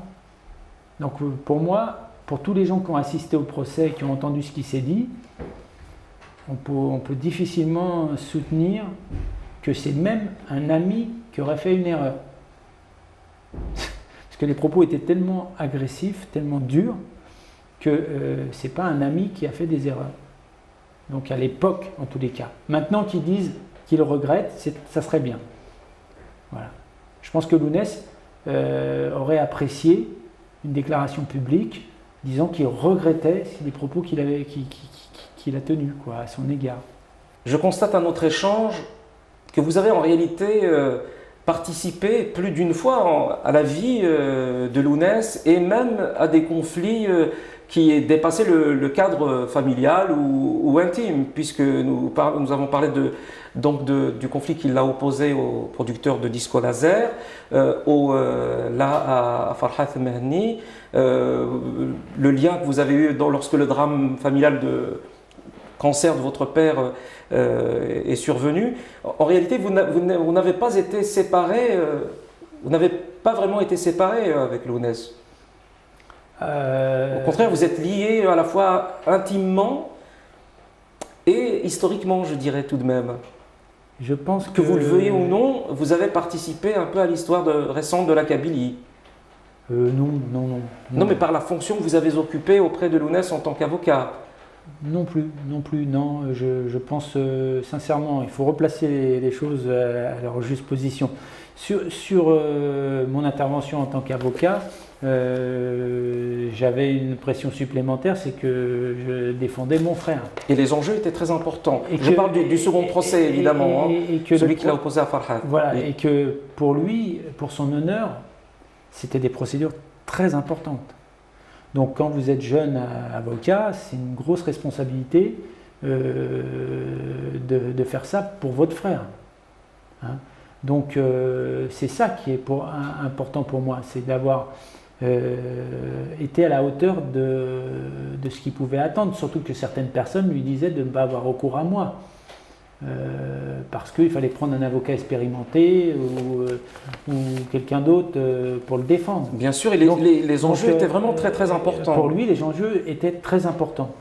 Et en ce qui concerne notre relation, en fait, c'est parce qu'on a le même vécu quelque part. C'est-à-dire qu'on peut avoir une relation sans voir les gens. Et c'est un peu la relation qu'on a eue avec notre père tous les deux. On ne l'a pas beaucoup vu, mais on a une relation avec notre père. Notre père, c'est notre père. Donc on est proche de notre père, même si on ne l'a pas beaucoup vu. Et avec Lounès, même si on ne s'est pas beaucoup vu, c'est pareil pour Malika. Je pense que ma sœur Joëlle le ressent de la même manière. On est frères et sœurs, on est proches. On est proches. Et on est proches, moi je le dis souvent à mes sœurs, je dis on est proches parce que finalement, quelque part, on a vécu un peu la même chose à des époques différentes. Et donc ça aussi, ça rapproche. Et donc même si on ne se voyait pas beaucoup, je pense qu'on était relativement proches dans l'esprit. Qui cherchait le plus à se rapprocher de l'autre, Lounès de vous ou vous de lui? Alors, dans l'histoire, je pense que sur les dernières parties, ça a plutôt été Lounès. Oui, parce qu'on a l'impression qu'en faisant participer à sa vie publique... Oui, parce que j'ai fait des choses aussi pour sa vie personnelle en tant qu'avocat. Je suis intervenu dans sa vie personnelle aussi en tant qu'avocat. D'accord. Donc il m'impliquait beaucoup plus. Et déjà, il m'invitait à ses concerts, il voulait que je vienne. Vous voyez, donc il tenait à ce que je sois là au moment de ses concerts qu'il faisait sur Paris. Il tenait que je sois là sur des événements. Voilà. Par exemple, il y a quelque chose que j'aime bien raconter, je vais me faire plaisir, je vais raconter. C'est en 80, après son enlèvement, il a reçu le prix de la mémoire. Le 4 décembre, voilà. Le 4 ou le 6 décembre, Daniel Mitterrand à la Sorbonne. C'est rigolo parce que... J'y étais. Vous y étiez? J'y étais. Voilà. Et bien cette salle de la Sorbonne où il a reçu le prix de la mémoire en présence du Dalai Lama. Oui, je me souviens très. Ils étaient tous les deux en train de plaisanter. Je me suis toujours demandé ce qu'ils se racontaient parce qu'ils ne parlent pas la même langue. Ils n'arrêtaient pas de rire tous les deux. Et c'est dans cette salle, il m'avait demandé de venir donc, pour voir ça. Et c'est dans cette salle qu'on m'a remis mon DEA, dans la même salle. J'ai eu une remise de diplôme universitaire dans cette même salle. Donc c'est rigolo finalement. Je reçois mon diplôme et quelques années plus tard, lui reçoit dans la même salle le prix de la mémoire, qui est un prix important parce que quelque part il représentait les minorités oppressées, le Dalai Lama. C'est-à-dire que ce sentiment d'injustice et d'oppression des minorités qui est fort. Donc moi, si je pouvais juste dire un truc, ça serait bien que, c'est utopique, hein, mais que l'Algérie, elle passe, et même les Berbères entre eux, d'un mode, on s'attaque, on se fait des sales coups, on est tout le temps en conflit, ça n'en termine pas, à un autre mode d'acceptation de l'autre, d'apprécier la différence, de s'enrichir de la culture de l'autre, de faire des vraies ouvertures. Par exemple, vis-à-vis des Kabyles, pourquoi pas reconnaître cette langue, dire voilà, c'est une belle langue, elle est patrimoine de l'Algérie, c'est un patrimoine de l'Algérie, on va la reconnaître, on va autoriser cette langue, au contraire, on va favoriser son enseignement, son étude, voilà. Est-ce que Lounès vous parlait de son combat? Est-ce qu'il cherchait à vous sensibiliser à ce combat? Il était épisodique comme mon père en fait. Hein. Bon, je ressentais bien ça, ce message viscéral du fait que cette culture et cette langue devaient exister et que le combat c'était de faire en sorte qu'elle continue à exister malgré les gens qui veulent l'éradiquer. Donc c'est pour ça que je pense que ça serait important de pouvoir passer à autre chose que ça. Parce que tant que l'Algérie se bat, quand vous êtes dans le combat, vous êtes dans le négatif. On ne construit pas que sur du combat. Il faut des choses positives pour avancer. Il faut des messages positifs.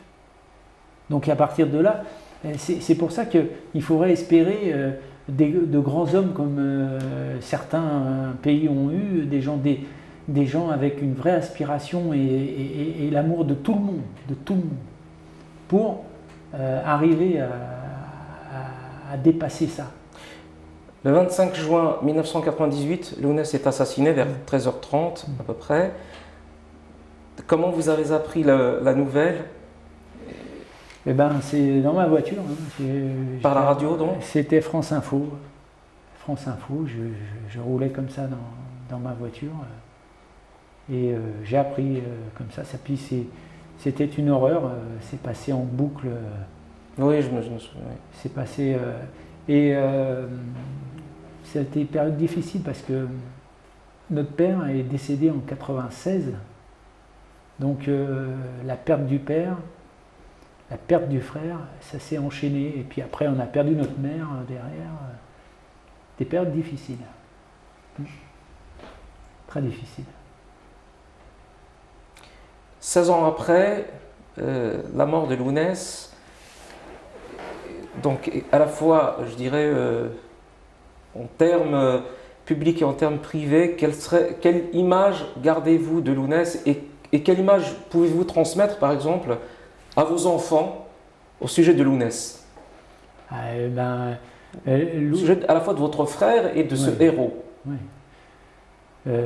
Moi, par rapport à Lounès, je pense que c'était quelqu'un de foncièrement gentil, une grande gentillesse, une grande générosité. Voilà.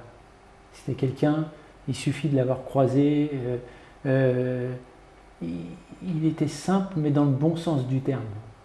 C'était quelqu'un qui vous recevait chez vous, qui allait chez vous, qui recevait chez lui, il vous recevait, il discutait, il était joyeux, il riait, et en même temps, ça c'est le personnage réel de Lounès, et en même temps quand il passait dans son combat, c'était à la vie, à la mort face à son combat, et moi je me souviens très bien, parce que j'étais avec lui quand il a sorti son dernier album, là, avant de repartir en Algérie. Lettre ouverte, donc au mois de juin, en juin 98. On était ensemble à Paris pour une affaire. Et il me dit, ah Francis, là, tu vas voir cet album, c'est une bombe. C'est une bombe. Voilà. Moi, je l'ai vu le 10 ou le 11 juin. Je l'ai vu donc mardi ou mercredi. Je crois qu'il partait vendredi en Algérie. Il m'a dit, cette fois, ils vont me mettre en prison ou ils vont me tuer. Ouais. Ouais. Nous étions à Montreuil, nous venions du café de, je ne sais pas si vous connaissez Al-Lawan, c'est musicien, celui qui a des cheveux blancs. Oui. Al-Lawan. Et nous remontions vers sa chambre d'hôtel pour écouter l'album et il m'a dit ces paroles. À partir du 5 juillet, je serai la seule opposition en Algérie. Non, et ensuite, il m'a dit, cette fois, ils me mettront en prison ou ils vont me tuer. Voilà. Oui. Il a pris beaucoup de risques. C'est ça. Il a pris beaucoup de risques. Voilà. Et la difficulté, c'est qu'il était, par rapport à ces risques, c'est qu'il était viscéralement attaché à son village et donc ne pas être trop longtemps éloigné de son village, c'était compliqué. Vous voyez, l'antinomie entre la liberté individuelle et cet amour qu'on peut avoir pour son village, pour les gens qui nous sont proches. Et finalement, quelque part, c'est ça qui le conduisait toujours à revenir. Il revenait. C'était le sens des responsabilités aussi. Parce que je me souviens, donc, dans le contexte de l'affaire Farha Fait Menglad Jamal Zinati, l'une de ses hantises, c'était que les jeunes Arresh, comme il disait tout le temps, les jeunes qui l'admirent, pensent qu'il a pu fuir ses responsabilités en Kabylie. C'est pour cela qu'il revenait aussi. Et qu'il prenait le risque d'être assassiné. Ah, pas seulement. Pas seulement. Je ne sais pas si vous vous souvenez d'une interview qu'il avait donnée. Il a dit « Je suis un homme des montagnes ». Oui, non, bien sûr. Et je pense que il revenait à la fois pour montrer, comme vous dites, Il assumait. C'était très important. Oui, bien sûr, son attachement viscéral au paysage, aux montagnes de Kabylie. Ça, voilà. Mais je vais simplement dire qu'il avait vraiment le sens de ses responsabilités par rapport à son peuple. Bah ça, vous êtes peut-être mieux placé que moi pour le dire, voyez-vous. Il y a certains aspects sur lesquels je suis ignorant, par rapport à ça. Francis, nous arrivons au terme de l'émission. Est-ce que je peux aussi vous appeler Francis Matoub, à la place de Francis Martin, ou Francis Matoub Martin? Vous savez, le nom a son importance, mais en ce qui me concerne, Martin, je dis, est mon nom de scène. Vous savez, il y a plein d'artistes qui en fait ont un nom qui n'est pas le leur. Et vous savez, ma mère me disait, je lui disais, mais Francis Martin, quand même, c'est énorme ça, c'est Francis Martin. Francis comme France, Martin, on ne peut pas plus français que Martin. En plus, dans notre histoire familiale, le nom de Martin est un peu compliqué. Mais, c'est vrai qu'elle m'a dit, face à la société française du moment de la guerre d'Algérie, elle m'a dit, au moins on ne pourra pas t'attaquer, toi. Tu vois ? Parce qu'il faut reconnaître que pour les jeunes issus de l'immigration en France, même s'il y a des gens éclairés, et heureusement, quand vous avez un nom ou un prénom qui a une consonance maghrébine ou autre, la société française n'est pas une société qui est encore totalement, même s'il y a beaucoup de gens qui ont réussi, il y a quand même plein de gens qui ont réussi, mais ma mère avait cette inquiétude qu'on ne vienne pas m'inquiéter, parce que à l'époque de la guerre d'Algérie, les gens étaient aussi inquiétés, hein, faut pas l'oublier ça. Et donc moi, Matoub, j'ai toujours dit que mon père c'était Matoub. Faut savoir que il était à mon mariage, c'est assez drôle parce que finalement. Votre père ou mon père, votre père, oui. Mon père était à mon mariage assis à côté de moi. Et en fait, sur mon état civil, moi je suis né de père inconnu. Donc, et j'ai dit, et quand vous vous mariez, on lit l'état civil. Et l'officier d'état civil qui célébrait le mariage à l'époque avait lu tout mon état civil et né de père inconnu. J'ai mis un coup de coude à mon père, j'ai dit papa, on parle de toi. Donc, vous voyez, mais plein de fois il m'a dit Francis, je vais te reconnaître, tu vas porter le nom de Matoub. Alors plein de fois. Et alors à ce moment-là, je lui disais papa, écoute, c'est super, mais il fallait le faire au début. Quand tu as eu une identité toute ta vie, tu ne changes pas de nom en cours de route. Donc, quelque part, Martin, de toute manière maintenant c'est comme ça que s'appellent mes enfants, hein. Voilà, c'est un nom d'artiste. C'est important, c'est de connaître les origines, d'où on vient, de qui on vient, plus que le nom. Et puis Matoub, maintenant, la marque est déposée. Hein. Je veux dire, il n'y a plus... Hein, vous êtes d'accord avec moi? La marque elle est déposée. Je pense que Lounès l'incarne à la perfection. Et je pense qu'il incarnera encore très très longtemps. Vous comprenez bien que ma question, lorsque je l'ai posée, je voulais savoir si on pouvait légitimement vous intégrer dans cette lignée Matoub ou pas. C'est pour cela que je vous demandais, indépendamment évidemment de l'état civil. Indépendamment de l'état civil. C'est forcé. Vous savez, moi j'ai des traits de caractère qui me viennent beaucoup de mon père. C'est-à-dire que même physiquement, j'ai beaucoup de ressemblances avec mon père. Donc il suffit que vous discutiez avec des gens qui ont connu mon père. Je suis allé au village, c'était en 2008. Les gens pleuraient quand ils me voyaient traverser le village. Parce qu'ils trouvaient que je ressemblais beaucoup à mon père, quoi. Et donc un peu aussi à Lounès, quoi. Donc, et donc, bien évidemment, j'ai des traits de caractère de mon père, et je lui dois, par son parcours en tant que père, d'avoir forgé mon caractère aussi, d'une certaine manière. Voilà. Votre dernier mot autour de Lounès. Lounès n'appartient pas à sa famille. Il n'appartient plus à sa famille. Et il a été mon frère, il reste mon frère. Ça, c'est nos relations familiales. Moi, personnellement, je n'ai pas de légitimité. Comme je vous l'ai dit, vous étiez plus légitime que moi sur ce qui incarne son combat par rapport aux valeurs qu'il défendait, la culture, la langue et l'amour qu'il avait pour tout ça. Hein. Et je crois qu'il est maintenant quelqu'un qui restera gravé dans l'image collective. Et je lui souhaite juste à cette image collective, déjà on parlait de résultats, il a une réussite extraordinaire, mon frère.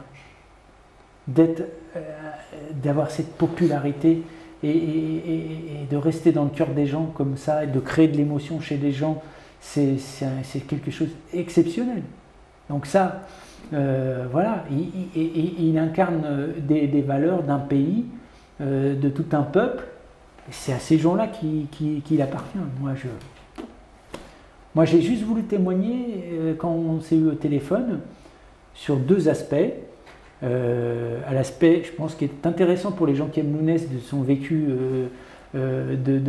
qui ont contribué à sa personnalité et à ce qu'il a été, hein, ce qu'il est devenu, et aussi sur les sujets de procédure que j'ai eu à connaître, et encore une fois, sans volonté de faire de la peine à qui que ce soit, même M. Mény, je lui souhaite le meilleur possible pour lui.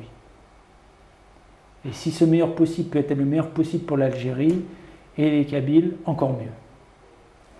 Merci beaucoup, merci mille fois Francis Martin Matou pour nous avoir permis de réaliser pour la première fois un entretien avec vous. Article. Merci.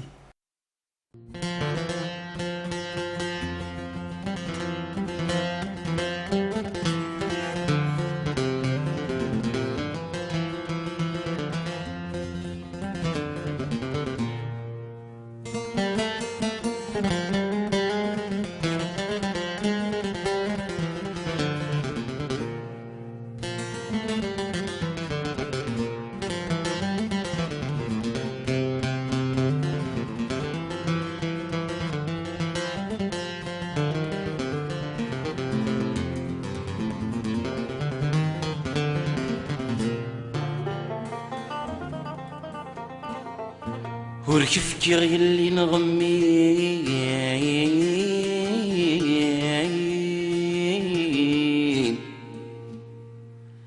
هاكي لي نسيتي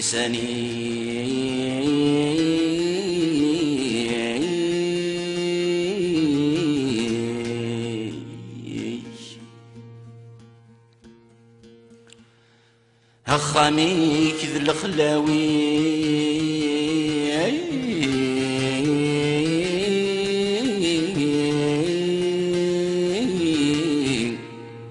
غرورك جور ذراوي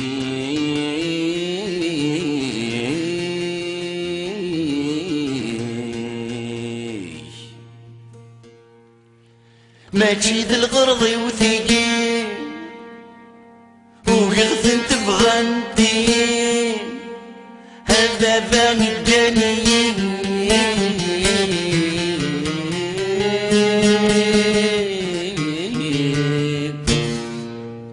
عقلين ذوق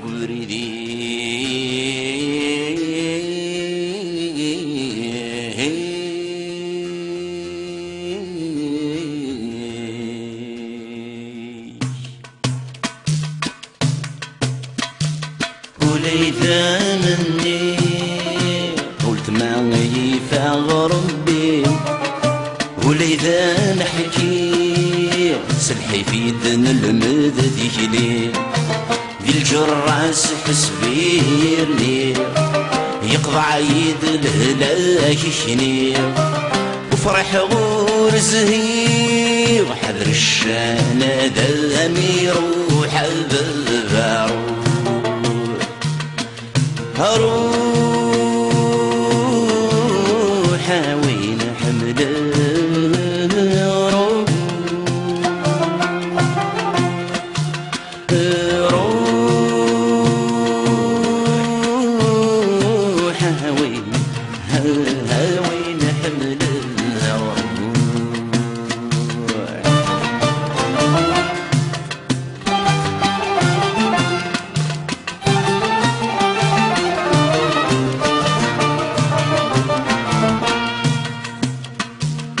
ولا ذي المنام من دثويه النذينا الحزن بوخام سيت سياي وذا يفاو يفتستاك وين السلام سزور يسبر برد طلعام يبود نغمام كيم مذير الصبوح ببارو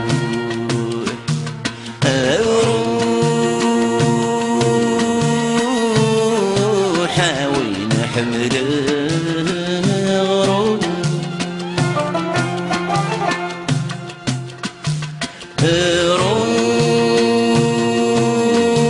روح وين حمل وين حمل غروب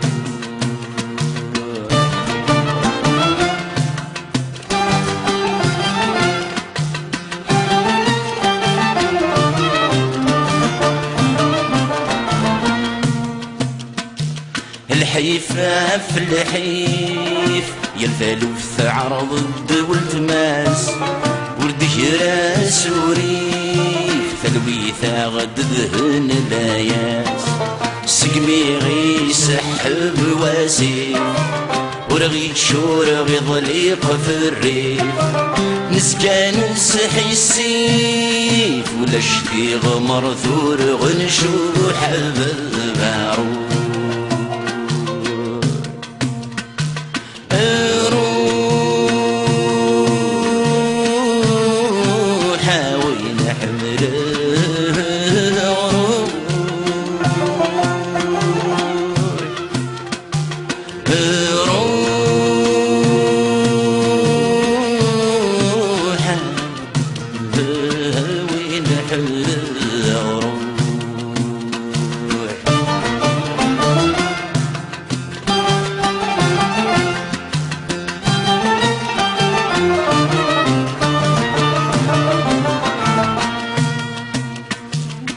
ولا شوي يقفثين السنين دي غرم وايا يا رب حنين مكيكاس ثيقي ثعمذر ونجهلو نقارانين ونتعوز ويا الدين انا رجال غاوين نظفر يا عزيز نف الروح بالمعروف